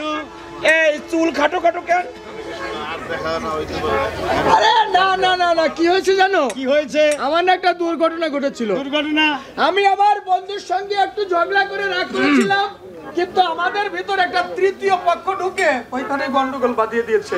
কতদিন পর আমার বন্ধু আমার কাছে এসেছিল, আমার কাছে বসে সেদেছিল, কেঁদেছিল, আমার পায়ে পর্যন্ত ধরেছিল। আমি ওই দুষ্টুমতির কথা শুনে তার সঙ্গে কথা বলিনি। তারপর থেকে আর আমার এই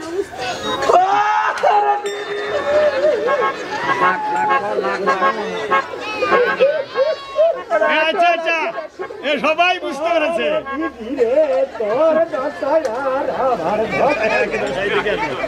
আচ্ছা, তাহলে তোমার দশা। এই রাখো রাখো, আমার কাছ থেকে যে মালা পড়বে, মালার মূল্য আছে তোমার কাছে? না না, আমার কাছে কোনো মালার মূল্য নেই। আমাকে মালার মূল্য না দিলে কিন্তু আমি তোমাদের মালা দেবো না। বুঝতে পেরেছো? তাহলে তোমাদের কাছে যে 1 লক্ষ করি, এই 1 লক্ষ করি হচ্ছে মালার মূল্য। হরে কৃষ্ণ। আজ প্রাণ গোবিন্দ রাধারানী প্রাণ গোবিন্দকে চিনতে পেরেছে, তবে এইখানের মিলন আমরা দেখাবো না, কারণ নৌকা বিলাসটা এখন অনেক পরে। এর পরবর্তীতে দল এসে দাঁড়িয়ে আছে। অবশ্য দল বসিয়ে রেখে কীর্তন করাটাও অপরাধের, সেখানেও ক্ষমা চেয়ে নিচ্ছি। তাই আজ এখানে আমরা মিলন দেখাবো না। আশীর্বাদ করবেন এমনি করে যেন ভক্তের দুয়ারে সাধুর সঙ্গ ভক্ত সঙ্গ করে জীবন অতিবাহিত করতে।